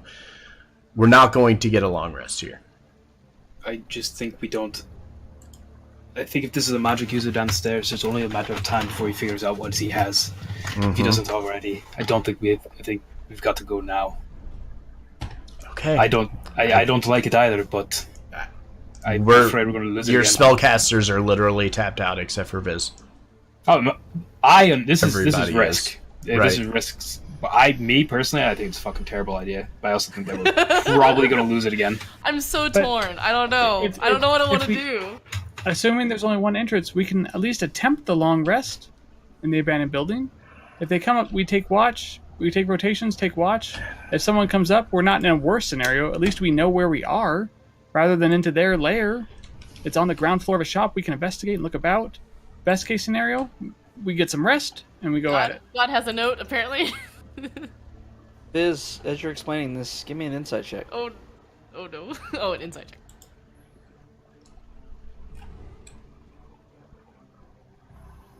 Oh. Yep, seems like a solid idea. Come on.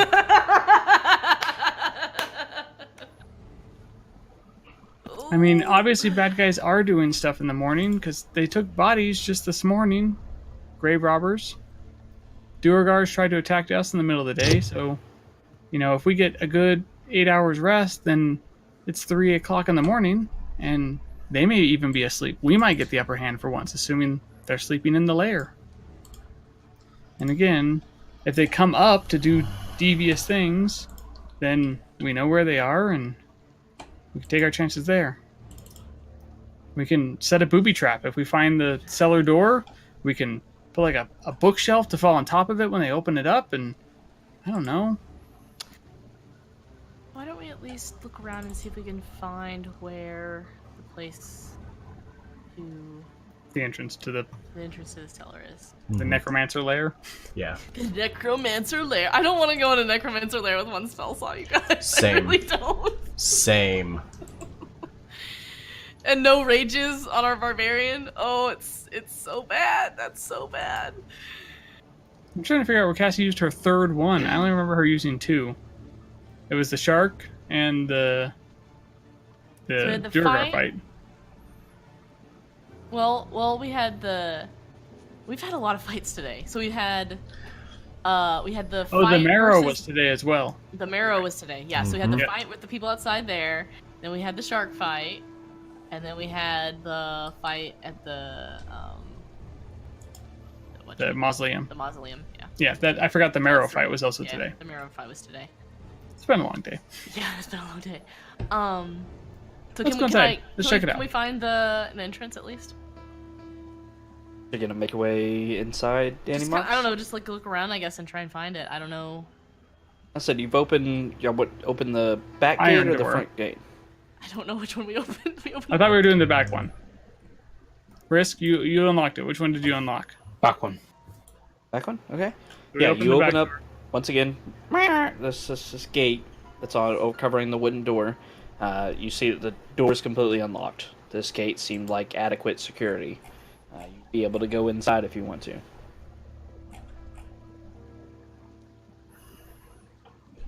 I open the door and go inside. There we go. As you do so, you make your way into kind of a back hallway. You see a couple of doors off to your left and right as you're looking around in the darkness. You do leave the rain behind as you get inside.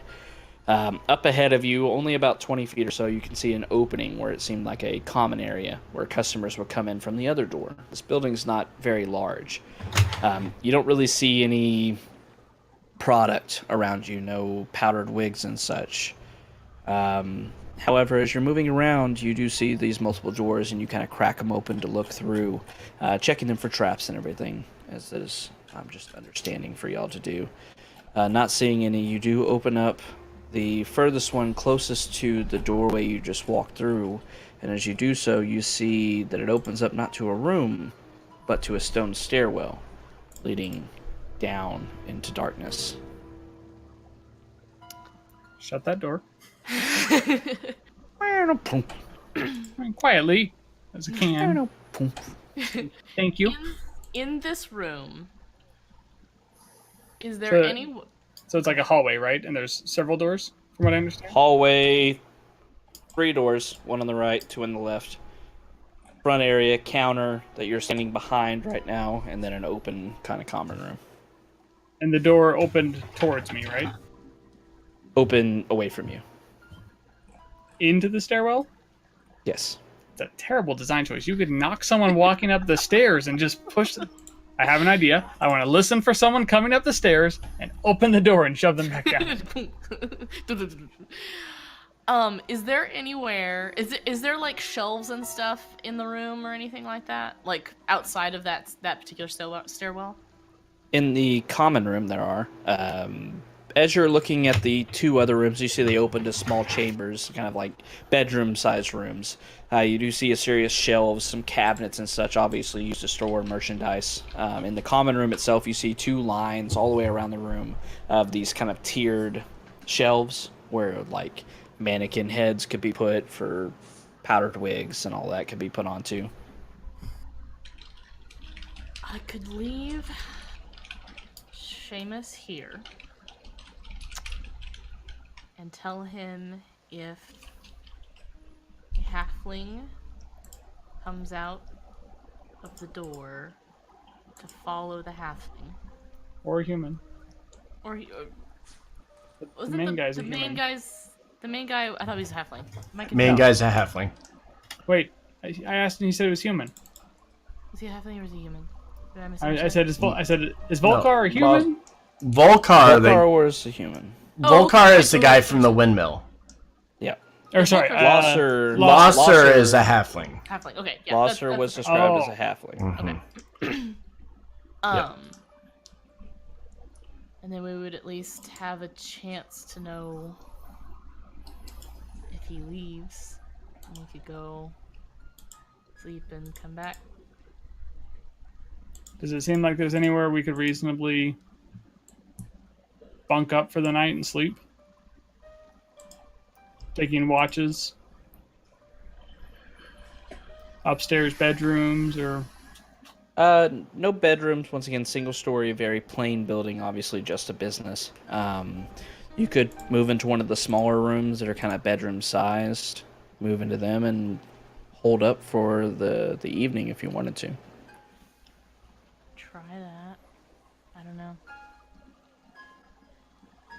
I don't know what to do, you guys. I'm of the opinion we should long rest. I think it's best if we do it here, because assuming there's only one way in and out, then, you know, if we have to fight them up here, we know this layout now. It's on. We don't know what's down there, and Kai seems the most uncomfortable to go down there not prepared, and I think we should all go at our full strength. Yeah. I also don't want to lose him, so. But, you know, there might be another exit somewhere. But at least this way, you know, we don't have to worry about, like, losing their track. We can go down there and... But if we don't take turns keeping good watch, they could sneak up on us. So we would have to do, like, maybe 2 of us up per watch or something. Yeah. If you take a long rest now, when you finish it, it'll be like 4 or 5 o'clock in the morning, just so you know. Yeah, he could, you know, bad guys could be asleep. Could work according out great to for us. according to the 9 insight. I don't even know what I was inciting. But, I mean, it's worth a shot. What's the downside of us trying to sleep here? Somebody sneaks up on us and we have nothing to defend ourselves with. I mean, we're still people. We're still... Well, we can still fight. Might not be our best strength, but we can take turns being watched and we can get the jump on someone. None of us snore, so, you know, we're stealthy while we sleep. Do we wanna, just because I know that Cassie is a little bit miserable right now, do we wanna discuss this for a week and then tell Havoc what we wanna do next week? Yeah, you since that or not, Havoc? I think that would be best if we could try to Or you want us to make a decision right now? As a DM, I want you to make a decision now, actually. Okay. This will be the end of the session. I need to know if y'all are long resting or if you're deciding not to. I will say... I'll give you a proposal. Mm-hmm. 2 of you give up 1 Havoc buck each, Ooh. and I will give you information for it. Oh. I'll give up 2. Yeah, I was like, I can give up 2. All I was right. like, I'll give up 1. I don't mind. It has to be from 2 separate people. Okay, I'll give up 1. I'll give up 1 too. Okay. Long resting will not hurt you.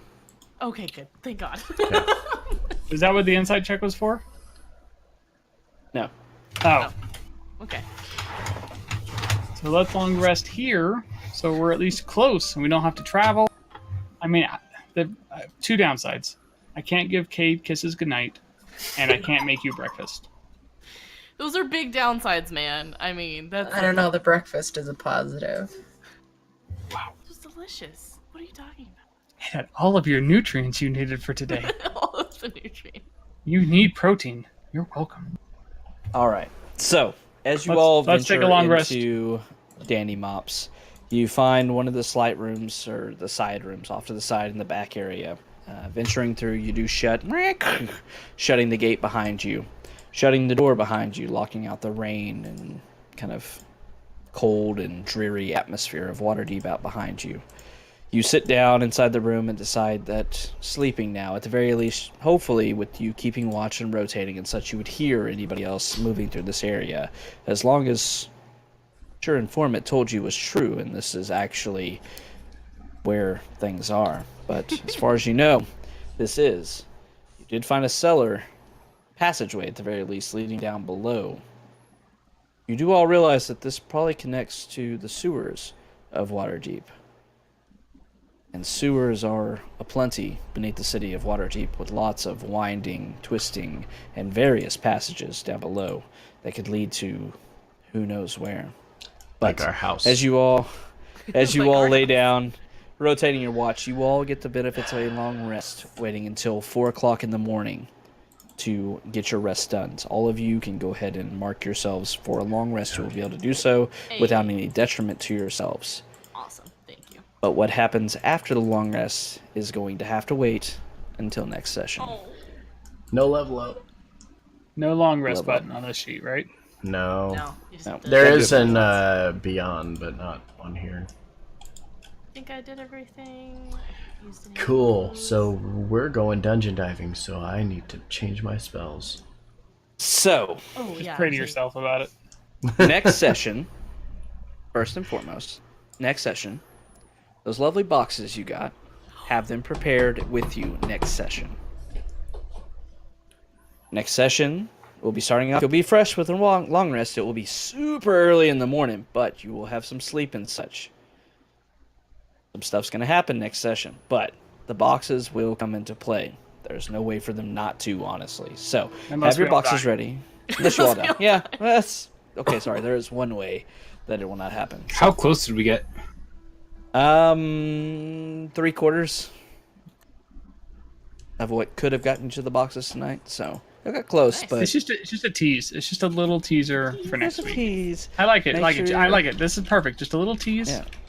I'll know that next session it's gonna happen, so you gotta come back and play again. So once again, I want to compliment all of you once again for the excellent RP. That was awesome. It was super fun to watch. I expected it, but not to that heaviness, which was fun to watch, be a Good part stuff. of, Enjoyed it. even if it was not really a part of it as a DM. But even then, I love watching it. So, good job, everybody. You're making your way through. There's probably only 3 or 4 sessions left in Dragon Heist before we're done with it. Ooh. So, Oh shit. exciting Fancy. stuff on the horizon. So, All right. thank y'all for playing. All right, let's Thanks. end Thanks for stream. gaming. I'll be right back, My guys. stream. My stream.